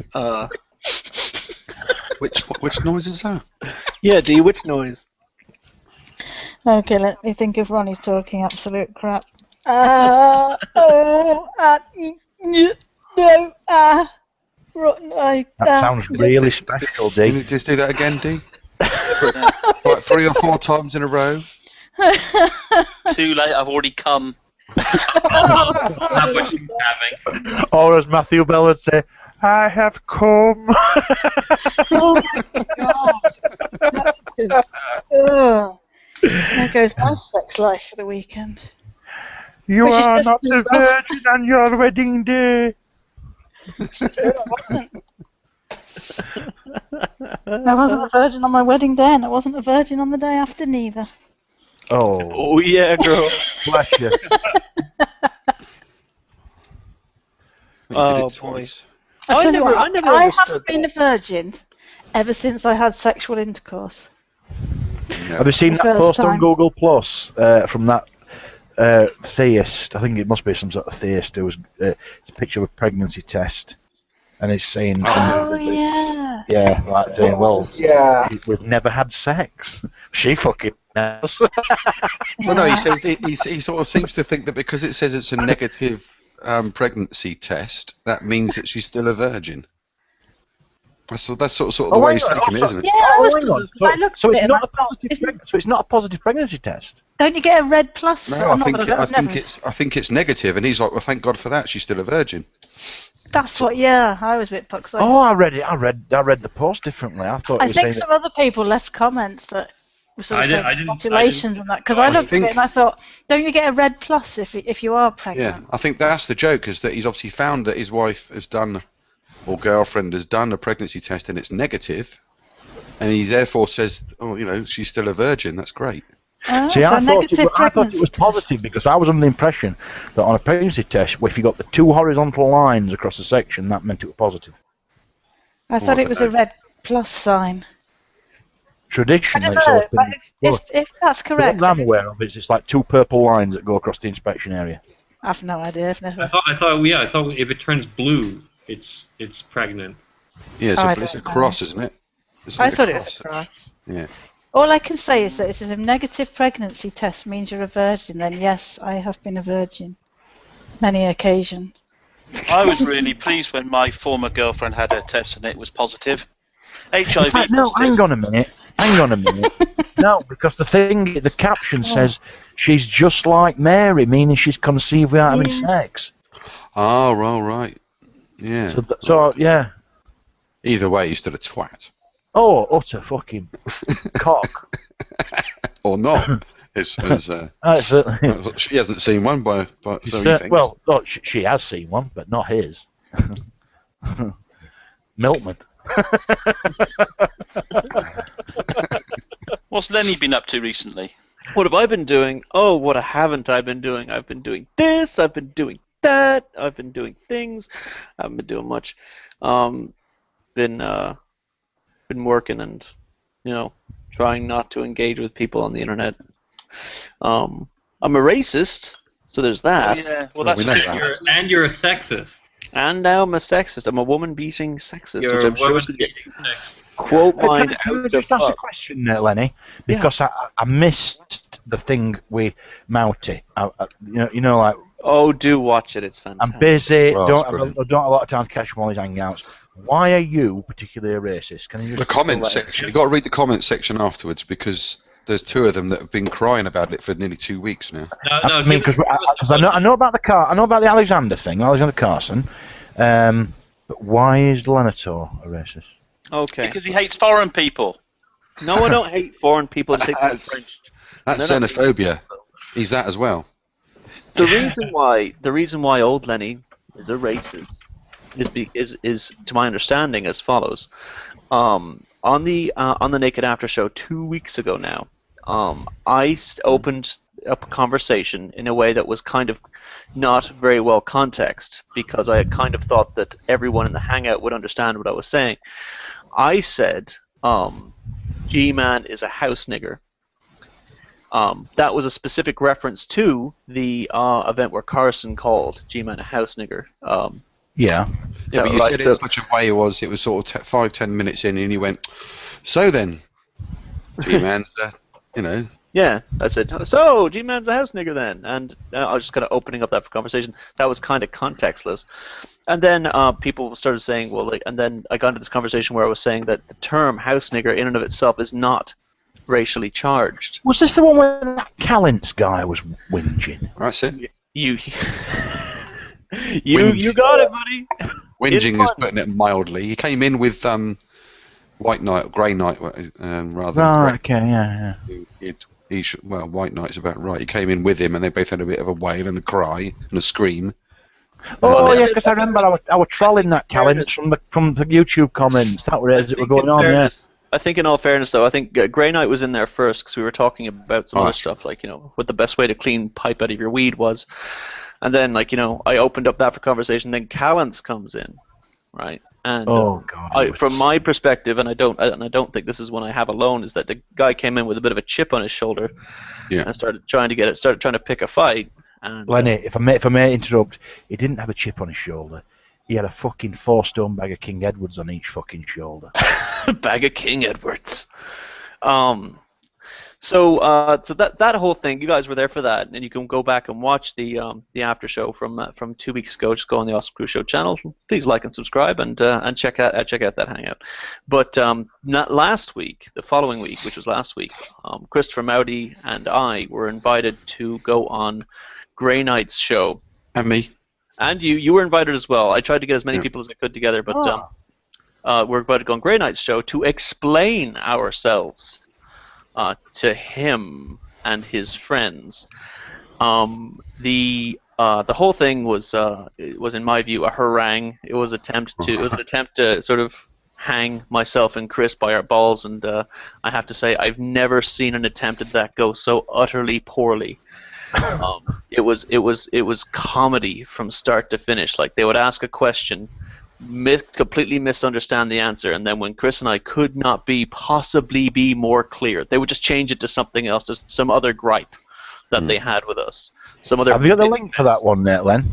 Oh yeah, it was called the Blue something show, was it? Blue? It's just called Blue Chat. Blue Chat, which is Grey Knight's other account, isn't it? Yeah.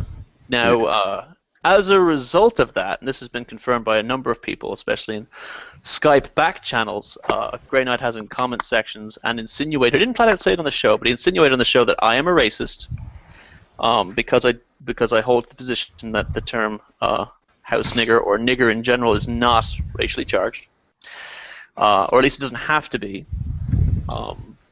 And he's flat out asserted that I am a racist, and that Christopher Mowdy is enabling my racism and enabling racist language in general. And this is like, you know, them crying about our treatment of them on the after show, and throughout the entire show, they're calling me names, they're talking over us, like they're just going nuts. They are just going nuts. And Grey Knight kind of insinuated that I don't care about anybody, which is horrendously hilarious because of I'm doing a fucking charity show on Saturday, dick. Well, it's because you said something or other, and you just about one particular sentence you said I don't care about that. Oh, so you don't care about anybody? Well, what I was trying to reference specifically is that. Well, what I was trying to reference specifically is that I don't care about what everyone thinks. I care about the people who I care about. And if you want me to care about what you think, you have to make me care about you. For example, if Mark or Jim or Bob or just about anybody in this hangout wants to talk to me, then I'll care about what they have to say because they are my friends and I would consider their counsel. But if you're an asshole, then you're goddamn right, Lynn. I don't give a shit what you think at all. Even a little. I mean, it's so obvious straight away what the hangout was for, and I put something in the comments section along the lines of it was obvious that this was a pre-arranged hangout where Grey Knight had got his mates in and said, we're going to get these people in and we're going to give them a hard time, because he'd invited me in a private message, and I said, well, I'd love to, but it'll be 2 a.m. my time and I'll be in bed. So that's bizarre. I watched it the next day, and then I made a few comments, and Grey Knight was sending me a private message, which I put in the comments, that said, "Can I have some more of your tears?" And he spelt that M-O-A-R. And I said, I don't have any tears for you, but I do have a dictionary you can borrow. And that upset me even more. Yeah, but and the thing it went is, on and on and on in the comment section. That spelling mark is a bit of a fucking, it's a bit of a internet-y... Yeah, it's a meme thing. Yeah, it's a meme thing. Yeah, That spelling mark. I don't care. I don't know that, you know, still. But the thing is, I'm glad you mentioned it though, because I actually got an hangout invite, I can't remember when it were, from Grey Knight. Yeah. And he was very, very polite. And I said, yeah, that's what I said to him. I said, how come is it you were extremely polite and really overly polite when you were inviting me in and saying, oh, well, please, Mark, come in. Really nice to see you there, and then blah, blah, blah. Yeah. Got the same shit in my Skype. As soon as I saw the hangout afterwards, I thought, fucking hell. This fucking guy is sweet as sugar when he wants something. I mean, I was reading these Skype messages like hours after, a few minutes even after the after show, and I'm reading this and I'm like, why are you being so fucking nice? What the fuck is going on here? I was thinking, I was born on a Thursday, not fucking yesterday. And because I didn't put two and two together, because and now I realise it's because he sent me that, because I'd been fucking trolling him and Callens like fuck in the comments on that original Awesome Crew after show thing. I was actually like, oh yeah, sorry bud, thanks for the invite, do appreciate it. Right? I mean, that's little old polite me, even though I'm gruff, to quote Ozzy. But I'm the gruff atheist. You are. That's my title. You're lucky. I'm just an ordinary fucking atheist. I'm just a friend. I've been titled the gruff atheist by Ozymandias. Oh. What's what? What's actually really fantastic and kind of delicious about the whole fucking thing is that later on in the week, I think sometime over the weekend, I fucking forget exactly when, there was another hangout that Christopher was in with Grey Knight later on in the week, and Alexander Carson joins out of fucking nowhere. Out of fucking nowhere, he joins this other hangout, or no, maybe he was already in there. I forget. Anyway, he's there.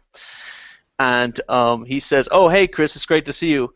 And without realizing that Grey Knight is Blue Chat, like the guy had no idea that these were the same people, that Grey Knight was Blue Chat, he said, I saw you on the Blue Chat thing earlier in the week, and I have to say it was fantastic. You guys kicked their ass. And and Grey's sitting right there like, what the fuck? Did he say anything? Yeah, he perked up. He's like, well, in what way do you think that, he kicked our asses? In what way do you think that we were giving him the runaround? And fucking Carson just like says, he says, I didn't see you in that hangout. And he's like, well, I am Blue Chat. And Carson kind of goes, oh, okay. And then he goes into detail as to how he thinks that we kicked him right in the nerds.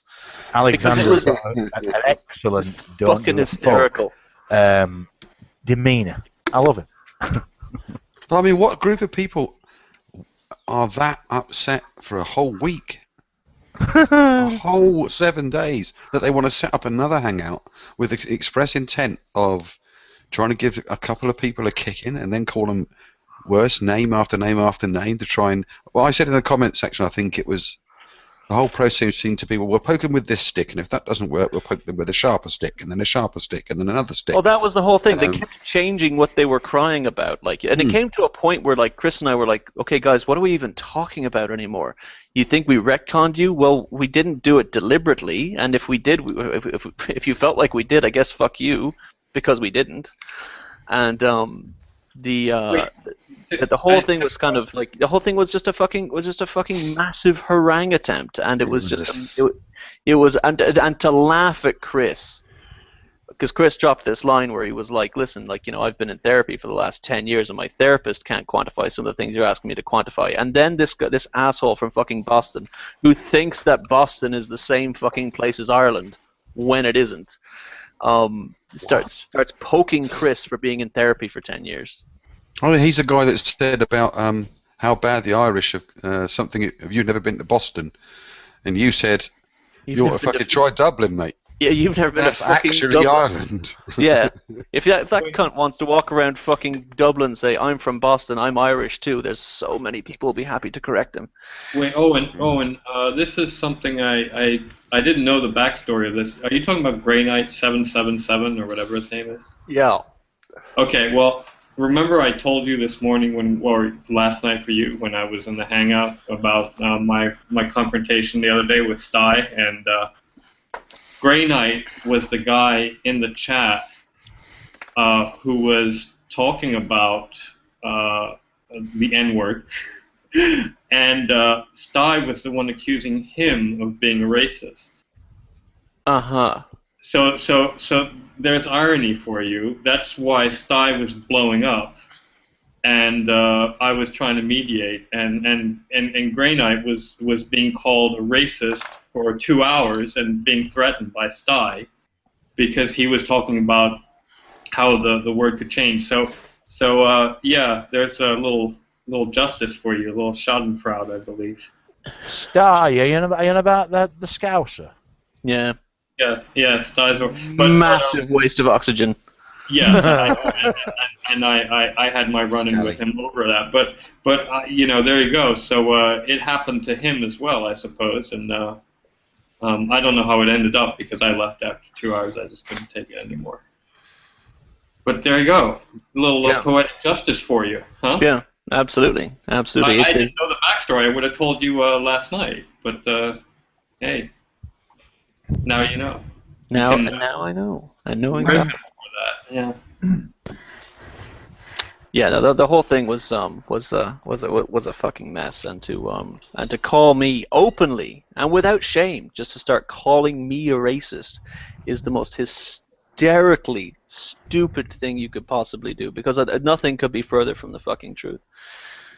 But and to say that Christopher Melodi's enabling racism, and after the fucking honestly, like, oh my god, has he ever watched any of Chris's shows ever, or Seemingly yours? not. Seemingly not. Seemingly he knows nothing. I mean, the information I've received kind of in the background about the guy is that he's kind of a very well shrouded troll. Like, you know what I mean? Like, this is just kind of what he does. Like, you know what I mean? He finds something that there's even the smallest amount of contention with, and then he just picks that and tries to make a much bigger deal out of it than it is. Yeah, I said that to him. I said, you're not even a good troll. Just fuck off, really. And he kept on and on and on. And I said, look, it went on in the comment section back and forth for a while. And I said, I'd explain the whole thing to you, but I'm out of crayons and glove puppets at the moment. So just, you know, leave it. Move on. Stop crying. Move on. All the other grown-ups have. Leave it. Yeah. I'll post the link to the Hangout where Christopher and I kicked these guys in the nerds in the chat section here in the Hangout and in the comment section of the video that this Hangout is broadcasting to. What I found quite funny was that obviously they were trying to antagonize you and Chris and get you both to lose your shit. And neither of you did. You were both very, very, very calm. And they were the ones that were getting more upset and frustrated because they weren't getting anywywhere. I just thought that was quite funny. Just got a message from out of nowhere from Hogtie Champ 14 minutes ago. 2 lines equals pregnant. That's the important thing to remember here, apparently. Lenny, I was just about to read that out. I just got that on Google. I just got it on my phone too. But I was going to ask, where the hell was the Magic Sandwich Show the other night? Yeah, Hogtie. Does that mean Hogtie's pregnant? Does that mean Hogtie? Maybe. Ladies and gentlemen, welcome Redline to the Hangout. I know he's been trying to get in touch in the last couple of days, and I apologize for not making myself more available. But I've been so stupid busy. Yeah. Oh, that's all right. I just woke up, so I figure I would just come on in. So. How's it going, big boy? You doing okay? You're setting up your thing where you're going to launch something into the lower atmosphere, isn't that right? That's coming up in a couple of days. Well, upper atmosphere, but yes. And I'm trying to get an awesome crew label onto the fucking box. Come on, man, work with me here. You underestimate my lack of creativity, sir. Can you ask G-Man to pilot it? And no, just a thought. And can the payload fit Jason Burns on there? And a few others. Well, sir, that depends completely on the amount that you donate. So if you donate a lot of money, that can be done. What does that include? Kidnapping and drugging? Well, we'll get clipped up. I don't know, man. That could start a war on the grounds of weapons of mass destruction, right there. Would you do a discount for a small minibus full? I think I can work with that. Yes. Yeah, we've got several names that we could. Yeah. I mean, we could. Well, I'll pay for the minibus. But sounds good. So what's in the size fact, of this? what it might be better to do is just buy a cheap minibus and weld the fucker to his rocket with them all in it. Wouldn't it just be cheaper just to stick him all in the minibus and then burn the fucker? You might actually save some money. Yeah. Yeah, but that would be murder. Whereas if you just told them they were going to be launch them into the upper atmosphere isn't. well, not if you told them they were going to be astronauts, they'd probably go for it. Just they're probably cool for that. Yeah, that's a good point. Jumpsuit, willingly. Jumpsuit and a crash helmet each, that'd be fine. Tell them they're going to heaven. Yeah, they're going closer to God. Yeah, we've got some questions for God. I'll give you the list. Could you please go and see him and ask him in person? Get on Redline's rocket, you'll be fine. Yeah. Which I'm sure is Redline's go-to sex call. Get on Redline's rocket. Yeah. I bet he tells all the girls that. I'm just about to put you in orbit, love. It's a good idea, as long as you can guarantee it doesn't fall back down with them in it. Yeah. Well, yeah, if it does, then, just... It's going to take you up to heaven. No, 2/3 of the Earth's surface is covered by water, so hopefully they'll land in the sea. When they contact Redline at Mission Control and say we've got a problem, and they mention parachutes, and then Redline says, "What do you mean parachutes?" There weren't supposed to be any parachutes. So we go on faith. Yeah, it's okay. Just jump. Jesus will give you a soft landing. Oh, brilliant. Fucking hell. Oh, well, you got your crew sorted out then, Redline. That's one thing. Oh yeah, everything's good. Speaking of crew, Lenny, do you still want to be actually there to help launch the damn thing? What was the date again? The last week in October, sometime around there. It depends on the wind. I'm pretty sure I can make it. I just have to do some scheduling. But yeah, I'm very interested in actually being there for it. Sweet. I would be particularly interested in joining you for Good. that. That would be sick. Then you're gonna have to get some creativity there, my friend, and get an awesome cruise show label going. If anyone watching is more creative than I am, and I'm pretty sure everyone who's watching is, could you please make an awesome cruise show label for us? Post it on the. What do you got, Bob? Go to the Awesome Crew Facebook page and do a copy and paste thing of the whole front thing on there and print that out. Yeah. Then look, clear packing tape. Boom, you're done. Oh, you got to have an Awesome Cruise Show mission patch. Yeah. Do you guys not have a logo yet or something? Is that what it is? Not really. Well, go to our Facebook page, the Awesome Crew Facebook page. I think it works for a label, but then again, I have no standard. If you're talking about mission patches, then you've got to go. Don't want to close my eyes. I just want to fall asleep. I just miss you, baby. And I don't want to miss a thing. Even when I dream of you. That was fantastic. That turned me on. Your American accent's pretty good. I reckon you could just about. I can imagine it now. You can imagine the. Hello, everybody. Hope you're okay today. This is Commander Burns on Red Line 1. Houston, wow. We've got a bit of a problem. The Awesome Crew logo on Facebook. Wow, that has got to be the most hideous looking banner I have ever seen. Oh, well, fuck off then. Hello. This is Commander Module Pilot Raspberry. Now you got me curious. I got to check this out. It's not that bad. No, it is horrible. My only complaint is she chose a picture of me when I was over 300 pounds. That's my only complaint. Yeah. The banner isn't that awful. Need something new. You guys need something new right there. Yeah. Okay, here's an idea. Why not have a soup can, but instead of it saying all the soup stuff, you just put the Awesome Cruise Show on the actual soup can and make that your logo. Oh, not a bad idea. That's actually, no. We're not doing that. We're not We're not fucking legitimizing Captain Awesomo's soup can. I don't want it to become a thing. Because recently, people in Hangouts were refuting the soup can argument, and I'm like, don't give him the ego. It's the thing. I like it. Look, my jug of milk didn't take off. Soup did. I'm cool with it, man. It's the same argument. It works. I don't want it. The worst. I'll never hear the fucking living end of it if I fucking have to have that be a thing in reality. Yeah, Lenny, I'll put it in the sidebar. Some ideas. You can try cannibalise something. One of those. But your face is on it. Absolutely. I like the one of Osama bin Laden with a target on his head. That should be our logo. Dear me. One of those, but instead of Apollo, it would be just awesome. Awesome one. Like an actual pet. Dude, that would be so fucking bad. Go 3 rows down, 3 from the end. It's Matthew Steele with hair.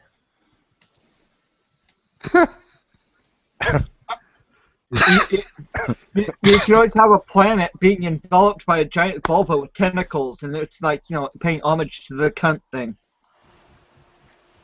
You know, one about the one that says 189. Yeah, I can see it. Yeah. It's very good. But something like that with the 3 of yours face, just call it Awesome One instead of Apollo 1. Awesome One. Awesome One. Oh, look, I found the link that I was being asked for. Look at that. I'm a pro. ACS1. Oh, no, then I just want to tell you about it. They were just on Friday, so I was driving down to, I just got down to Alex's, and I'd been basically trolling Matthew 419 about the Psi 10 debate. And I'll basically run about Aussie in a roundabout way. And Matthew 419 was basically saying, this is in the Google Plus comment, that Aussie was scared to engage. And I replied, so why are you terrified of a one-on-one discussion with Alex Bottom? And he says, oh, I said something else. I said, so Aussie is scared to engage you, but you're not scared to have a discussion with Alex? Yeah, right. If I were you, I would also be petrified of discussion, since I let that theocracy cat out of the bag. Any and all of you Calvinist sociopaths are going to get crucified on that issue. Listen to the fucking horseshit that Matthew 419 replied with. Alex is too stupid to realise that Christianity is not his enemy. Islam is. Brits are getting their heads lopped off in the streets in broad daylight. Muslims have rape houses for children in Sharia neighbourhoods. But Calvinists are the enemy. Maybe he'll wake up once cat is in a burqa, and his head is separated from his neck. He's in a theocracy already. He's just blind to see it. I mean... I don't even know what to say to that. What a load of shit. So I just tore him another one. I mean, for a guy, you don't want to mock the afflicted, but for someone with the particular impediment he has, picking presuppositional apologetics was not his best move, was it? Oh, God. Fucking hell. Not normal, people. Not fucking normal. What do you believe in, Matthew? Presuppositional apologetics. Oh, get ready. Just listen to this. This was the thing that made me piss.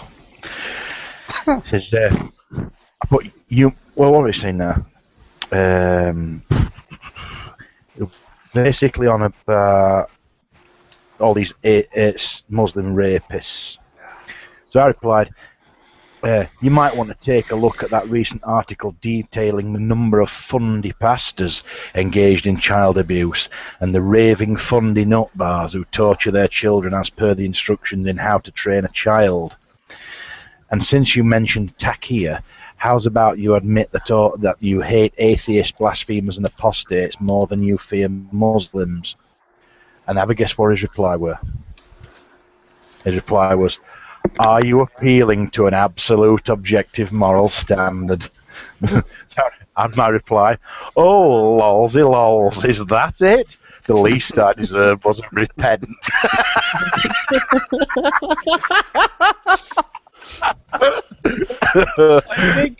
Oh God, that's fantastic. I think that, however, I think Jamp Jim wins the award for what logo we should be sending into space. He wins an award from me, but it's not one he'd want. Good God. Warning, please. Warning, please, when you put links in. No, seriously. Oh my good Lord, what is that? That's bizarre. That's an alien face. Well, I think it has been superimposed, but it's That's the launching facility. It looks like something like Tracy Island, sort of this, Who? Tracy Island. That's where Thunderbird 2 comes out, isn't it? Oh, it's the name of a place. I thought it was the name of a person for a second. Looks like a pig that's singing. Looks like going. Oh! All right, folks, we are at the 2-hour mark, which means what about Cunt of the Week? Oh, do Cunt of the Week. I think you've just shown Cunt of the Week, haven't you, James? And Bob.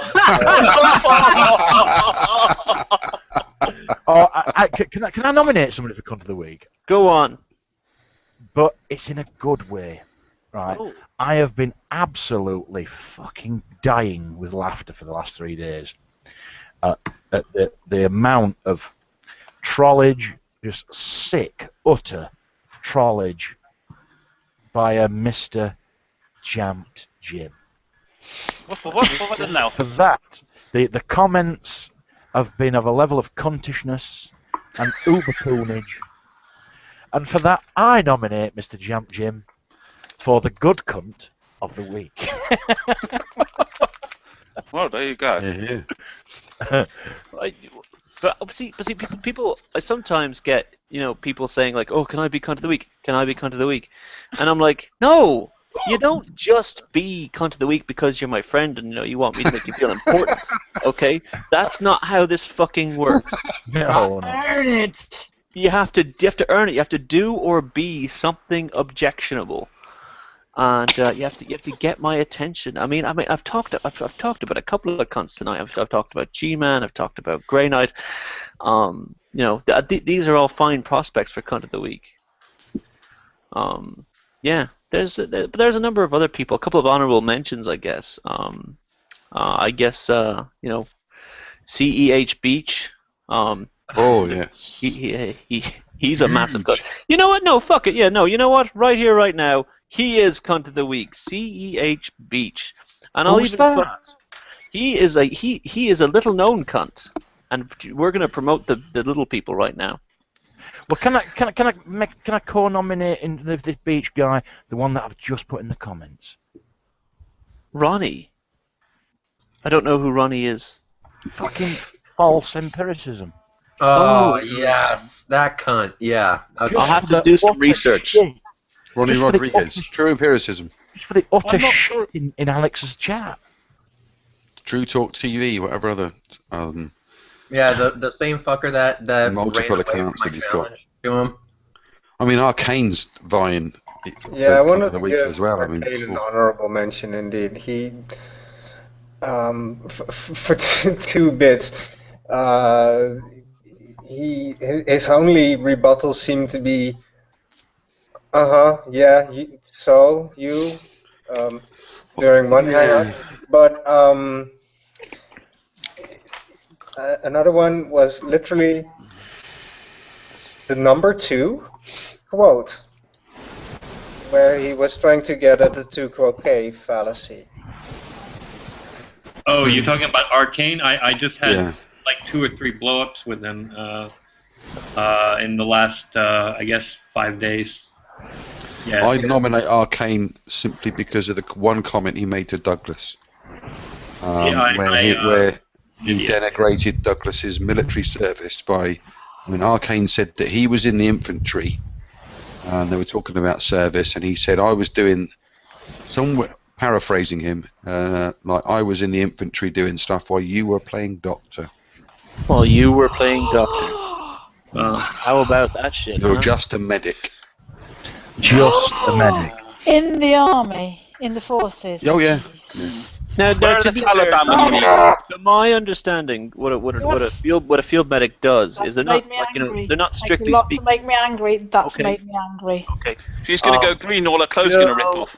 Jill, my understanding, what a field medic does in the armed services, they're not necessarily doctors. What they do is essentially like a form of triage, right? They're just trying to keep you the fuck alive. Yeah. Until you can receive more intensive medical treatment. It's a very, very important role because I when can you tell you here in Israel, it's one of the hardest jobs in any unit is to be the medic. Yeah, it's you're carrying like a mini hospital on your back along with your weapon. You're the one getting shot at while you're going in and saving people from sniper fire who just got hit. And it is one of the most stressful jobs in a unit, is to be a field medic. Yeah. Just he should be C of the week, because this is the first time I feel really angry if that's what he said. And I don't get angry at people on the internet. I get frustrated, I get pissed off, and I laugh heartily at a lot of people, but that is just whoa. Yeah. It's very important. It is very important to point out, though, that while I think it was Nathaniel who actually told me the other night that only about 20% of any armed force is actually going to be field combat, like they're actually going to be fighting units, and everyone else is doing other jobs. Yeah. There is, in my view, there is no one part of the armed force that is more important than another. You are a team, and you have to work together. And to say that someone is less important than you because you were on the ground fighting and someone else was out saving lives rather than taking them, I can't imagine who could deserve to be cunt of the week more than to say something as ignorant and fucking ridiculous than that, other than Beach, who I just kind of don't fucking like because he's a cunt. There you go. Check this Beach out. Check this. I just want to point out, I did make a quick graphic. I did. I can see it. I don't know if everyone at home can see it. I've tried to highlight you, but it's got a Guinness on there in your honor. You're the guy, sitting. You see that? See that? It's a Guinness. I'm not seeing it. Oh, I'm not seeing anything. Dee is so drunk she can't see. Not yet. All I'm seeing is polar bears. Yes. Yeah, right. And it's got the logo underneath, and it's got a little beer on its stomach.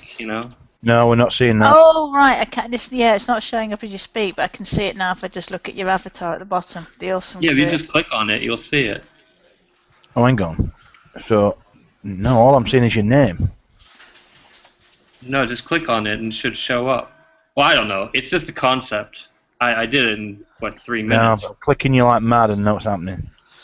Okay, well. Once again, that's one submission, and it's not a bad one. Oh, Anyone out there watching has any ideas for a logo for the Awesome Crew show, please submit them. We'd like to see. I want you to use mine.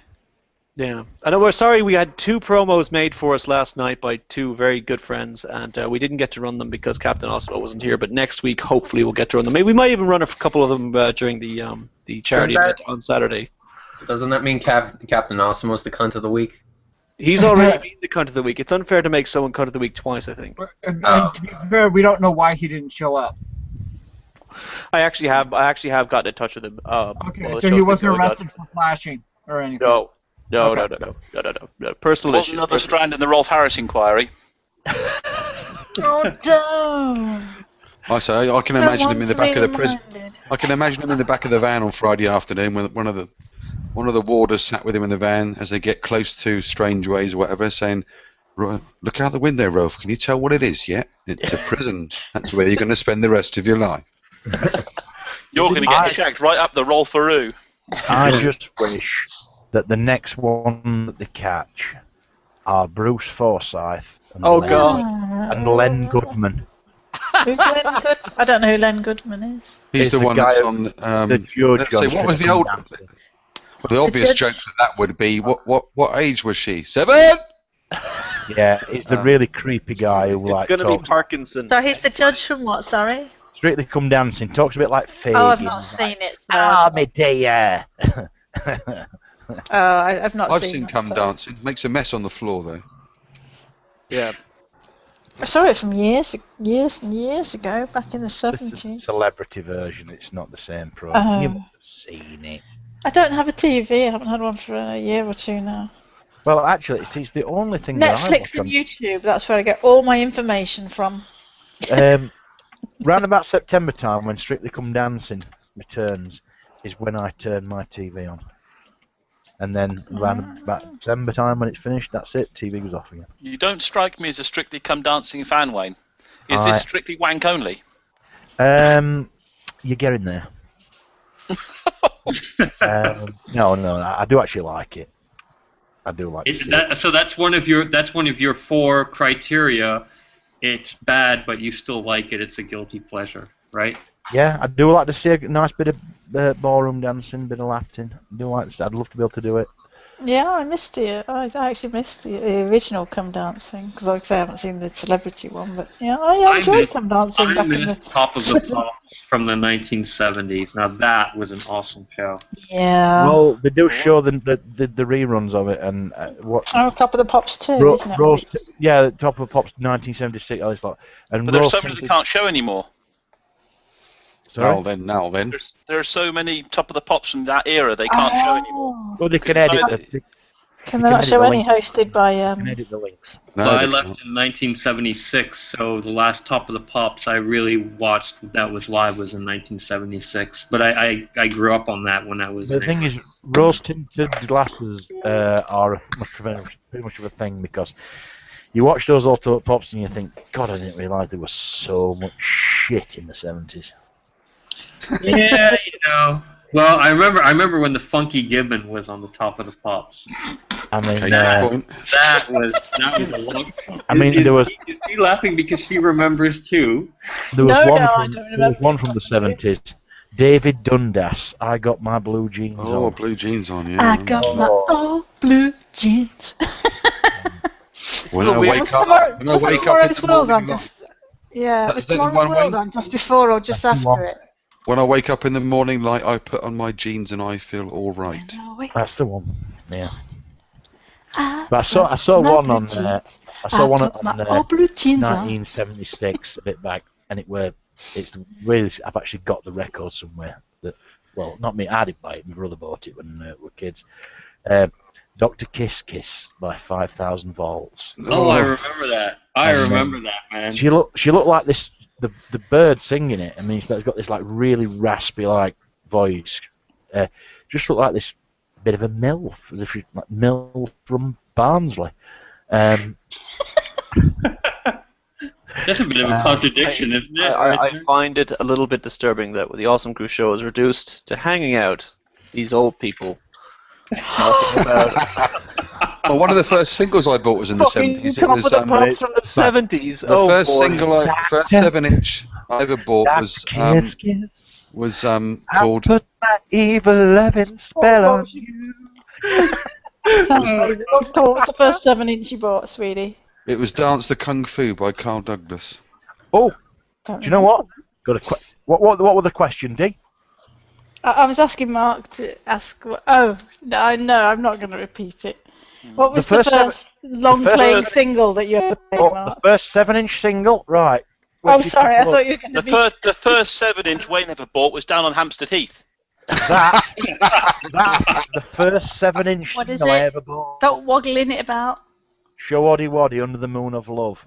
Back it up a little bit. It's Under the Moon of Love. And that is from... When's it? I lived in Leicester when that music came of out. Shawaddy Waddy. Now. Well, it was. Shawaddy. When we emptied my grandmother's house, when she went in the home and she got Alzheimer's, we cleared the house, and there were a lot of records, and I liberated this one because I thought, well, that is a little bit of a keepsake. That the first record I ever bought. Let's go for a little walk. I wouldn't feel guilty about it. You won't notice it. Little walk, under the moon. Yeah, I think I still have the record. I think I still have the top 20 Top of the Pops record from like 1975 or something. Wow. It was the full LP, and it had like the cover. Was there any T-Rex on it? I don't know. It had Mungo Jones, I think. Mungo Jerry. Mungo Jerry. Yeah, Mungo Jerry. There we go. It had like typical 70s fat lettering with stars and top of the pops. But it had like 20 artists on it, like 10 on each side, and I think it was 1975. Oh, we used to get those albums. That would have been in the summertime. They were like the old equivalent of like now. If a daddy's rich, take her out for a meal. If a daddy's poor, sorry, I may have been distracted by shiny things for a minute there. One of the members of Mungo Jerry was at my wedding. Oh. Mungo Jerry was at your wedding? No, one of the members of the band was. Well, the lead singer, that singer looks like the mid-Metamorphosis American Wealth in London, isn't it? Yeah, no, he did. I'll never forget that picture on that album cover. Never forget it. I just wanted to say, in case there's any single ladies watching, I'm not married any longer. Not that that make any difference, but I just thought that needed to be said. Was Phil Lynott his love child? Lynott. What's his name? Yeah. Mark, are we going for what they call it? Are we cribbing for partners? Single? No, Yeah. I just thought, I'd mention it because I said it. That gruff atheist. He was at my wedding. That suggests that I might. Maybe the next Awesome Crew charity event should be to try and get Mark and Mrs. I'm not that desperate, not yet. Well, one of my brother-in-law's brother was in the Gary Glitter band. I wouldn't say. Wow. Yeah. Say no more. So any of you babes out there want a gruff atheist? I've got a better claim to fame. Or was that your Jimmy Savile's sister-in-law? No, Suggs is my cousin. Suggs is my cousin. Say again? Sorry? Suggs is my cousin. Oh, that's cool. I've never actually met him though, and apparently he's an arsehole. So you've got madness in the family. Yes. Who would have guessed? His mother's name has the same name as me. Well, actually, it's more like the other way around, isn't it? Sorry, what, James? Jimmy jumped. That's all right. Don't worry. Can I just ask a question, Jamt? Yeah. What does Jamt mean? Cunt. In Swedish. It's Swedish for flange. Oh, she like part of a railway track. In the words of Sean Connery, why am I not surprised? Don't you get flanges on railway tracks? Is that what you... This is Sweden. There are flanges everywhere. There's a message on the comments from Glute regarding Beach. Yeah. I don't think he likes him much. I don't know how I get that impression, but he just says on the comments, he's the cunt of the decade. Put the spotlight on that fucker. He's a drunk-ass, false-flagging sack of degenerate shit. Drunk-ass, false-flagging sack I'm of not degenerate shit. aware of him doing any false I get the flagging. impression Glute's not keen on him. Yeah, well, they have similar personalities. I know he's an alcoholic. That much has been made clear to me. But Yeah, he does. I'm not aware of him either false flagging or flagging for genuine reasons, for that matter. I've never heard of this guy. Yeah, neither have I. I know Arcane. I had several run-ins by now, but that's about the gist of it, really.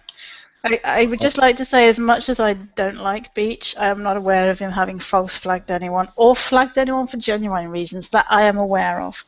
Yeah, and also I wanted to clarify something earlier that I don't think that I think I had the opportunity to do so, but I wanted to make it clear that Callens did not say that I am a racist. He actually said a number of times that he does not think that I am a racist. That's entirely a Grey Knight thing. So if you're going to yell at anyone for calling Old Denny a racist, then I don't expect you to. But if you did, make sure it's Grey Knight, not Callens. I would ask Grey Knight how he feels after being accused himself of being a racist. Was he? Yeah. Yeah, I just told him the story. Oh, I think you were AFK. I may, yeah. Yeah. I may have I'll been getting more wine. At a later date. Okay, yeah. Can I ask... Who's JFK? AFK. What does that mean? Away from keyboard. Oh, right. Yeah. Can I just ask a quick question of Lenny and Mr. Wallace? A bit of a legal question on your side of the pond. You know the thing where the Scottish lad and lass, they put bacon strips on a mosque door. Yeah, I saw your post. And they got they got a year in prison, and Richard Dawkins has put something up saying that it's a fucking disgraceful sentence, like nobody's actually been harmed. Is what would be the likely event if that happened in the States? Well, to answer it would vary from state to state, because each state has different law. You do it in a state like Texas, Alabama, somewhere down south, probably nothing. No, they get prosecuted simply for vandalism, is what it would. Yeah, that's well, a lot of states would be nothing. In other states would be vandalism. Yeah. In my state, it would be a misdemeanor, maybe a traffic ticket equivalent. Yeah. You'd get more publicly shamed, which in the Pacific Northwest we're really pretty liberal on that. But yeah, it wouldn't be a big issue. Yeah, if it was done in Texas, it wouldn't be as big a deal as if it was in San Francisco or something. Can I ask an equivalent? Let's just say, what would be the equivalent of putting bacon on a mosque's door handles? What would be the equivalent doing that to a Christian establishment? Is taking a shit in the font. I'm just trying to get a handle on the sort of the offences that cause offence, if you know what I mean. That's going to get you in trouble. Well, Christians aren't forbidden from eating anything. I can make a suggestion. I'm not going to do it while we're live on air. Shellfish. Fetus. No. I mean, that would just be... So, for instance, would it be like, I don't know, burning a cross with Christ on it? Would that get you in trouble in a lot of crosses? Sorry? The KKK used to burn crosses, famously. Yeah, not with Christ on it, but the symbol was basically. That's just an example. I mean, you guys over there know more about it than I. I'm just trying to get an handle on on what would cause that level of. I suppose something that they would consider satanic. Yeah. Perhaps if you painted a pentagram. Yeah, a pentacle or something on the door handle. Yeah, well, to be fair, when I was 19, cross? when I was 19, we robbed a Catholic church, and they seemed really put out about that. Wow. A Catholic church were put out by robbing somebody? No, we robbed the irony. We broke in and stole their PA equipment, microphones, and whatnot. Yeah, well, they rob people on a daily basis. I shouldn't think about. Oh, don't talk to me about Christians and PA equipment. YD. The only arsehole customer we ever had that buggered us over was a Christian, but it's a coincidence, I'm sure. It's just, I'm not getting into it. What do you do, Dee? Well, I used to run a rehearsal studio, but we also did PA recording. No, it's just I've got a set of PA equipment for sale, actually, Dee.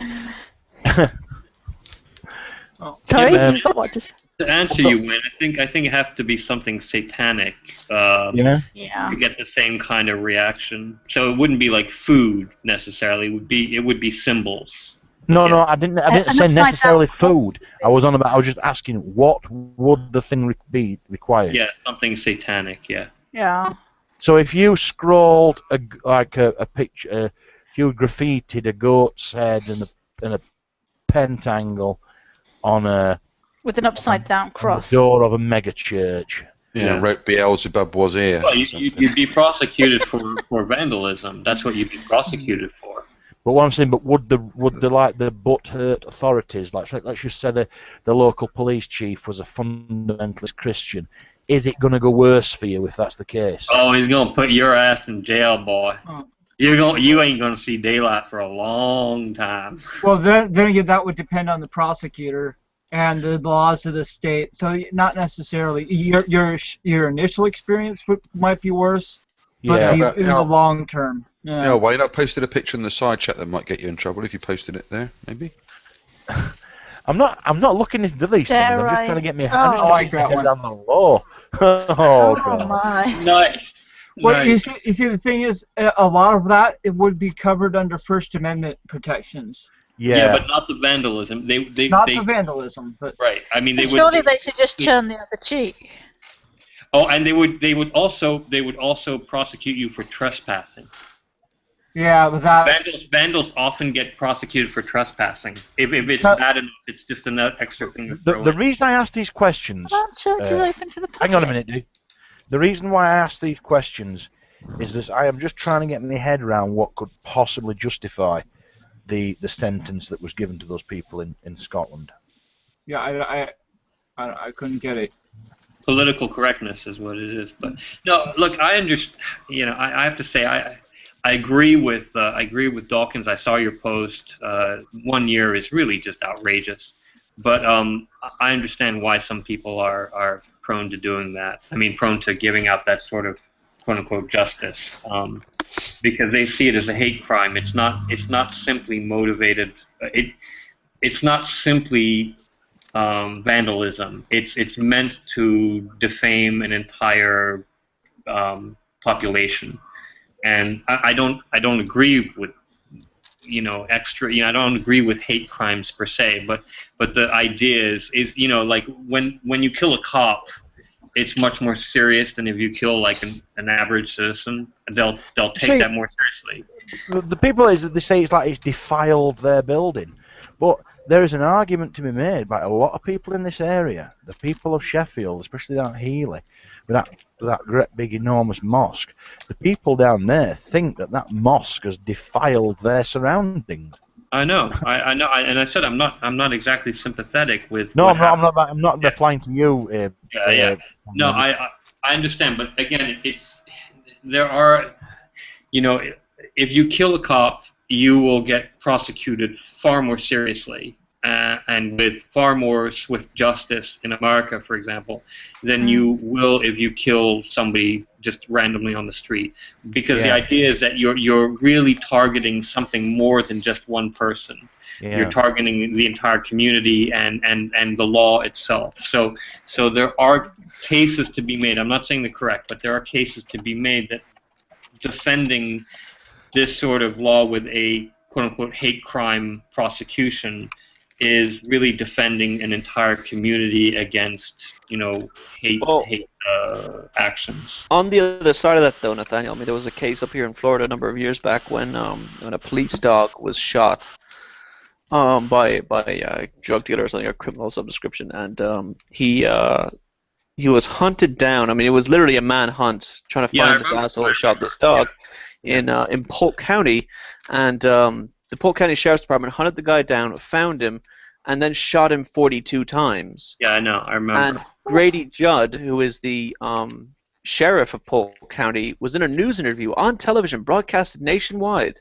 Yeah. When he was asked, "Why did you shoot him 42 times?" and Grady Judd, the sheriff of Polk County, responded with, "Because we ran out of bullets." Yeah, I know. Well, they shot the man to oblivion because he killed the dog. Yeah, I know. And the irony it being is, who are the greatest shooter of dogs? The American police. Yeah. They will shoot those they will execute those dogs for fucking barking. But then again, on the other hand, fucking Grady Judd. Scandal. Grady Judd is the guy who brought in prostitutes from Nevada into Florida, so that he could use them in stings to catch people who use solicitation services. Yeah, well, he flew them in. Entrapment. Again, I didn't say I agree with extra,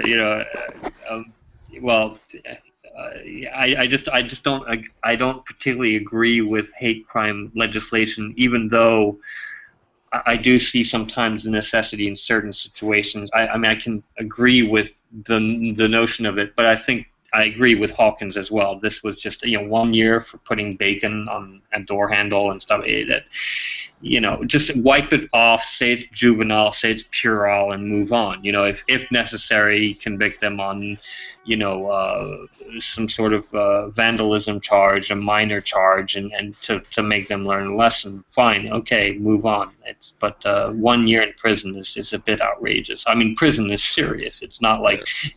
Unless they're going to some minimal security prison where it's not like that big a deal, but my guess is not. 1 year, you're going to a real jail, and it's counterproductive as well, isn't it? I mean, that wouldn't happen if a woman went and rubbed a fanny on the doors of a gay club, would it? No, probably not. No. Well, they wouldn't have anything to show for it. I'm not sure that gay people are offended by fannies either. Yeah, well, I have met. Gag. Yeah. But isn't it counterproductive, because then it's kind of like, oh, look at this political correctness, oh, the Muslims can, they're so spoiled and yada, yada, yada, blah, blah, blah. Yeah, I agree. Yeah, that's the worst thing, in that it has the opposite effect to that desired. Yeah, but let's be honest. More resentment. Well, let's be honest. If it and I'm Jewish, but so if it happened to a Jewish synagogue, there would be cries of Nazism and anti-Semitism, and people would get really outraged. I mean, even I can understand that people want to show the equal amount of respect in that case to Muslims as they do towards Jews, but even in that case, I think that it would be wrong to really blow it all out of context. Even if it was neo-Nazis doing it, I think it would just not be, as Dee said, it would be counterproductive. So while I understand that the law is there to take that to a next level because it insults and degrades an entire community in a sense that was the intent, but it's really it's better to use that opportunity, as Obama says, as a teachable moment and just move on. I agree. Mm. I mean, I know a lad in Sheffield is absolutely mortified by it, because he was talking about, I don't know how serious he was. I mean, he is a local football hooligan, and he was talking about getting a flatbed truck with a compressed air powered meat catapult. Oh. and he was planning on flinging great big hunks of condemned pig at the doors of. No, I disagree. I just find that to be childish. If you're gonna win something on the ideological front, Nathaniel, it's so childish. I mean, you ought to see this guy. I mean, I believe you. I mean, it's funny to hear it. It's funny to talk about. Oh it. yeah, I pissed myself. But I was like, "Are you serious?" Yeah. And they went, "Yeah, I think I'll do it. I just got to get myself a bottle of compressed air and a big pipe." Talking of, I'm halfway through the book, Wayne, as well, which is really good. Oh yeah. And I've ordered the other one as well. The one that he references. It couldn't happen here. Oh no, I haven't read that one yet. I've ordered that one on our Amazon for a couple of quid. Because that Deer Hunting for Jesus that I read, I left that one with Kat, and I also left him that family. I think Alex is going to read that one. By the way, Wayne, I do just want to make one point clear, not particularly to you, but to listeners, since this is live. Wayne knows that I am unapologetic when it comes to Islam.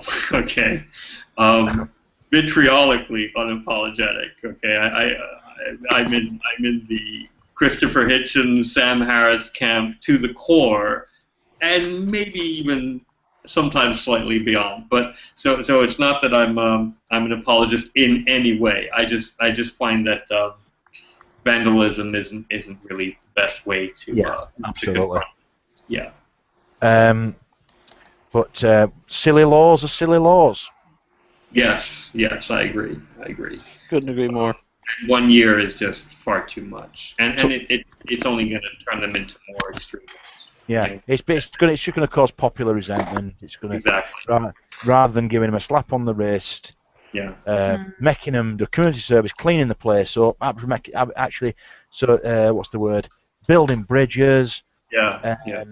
With the people, it's just going to cause local resentment. I don't even necessarily agree that political correctness gone mad. Yeah.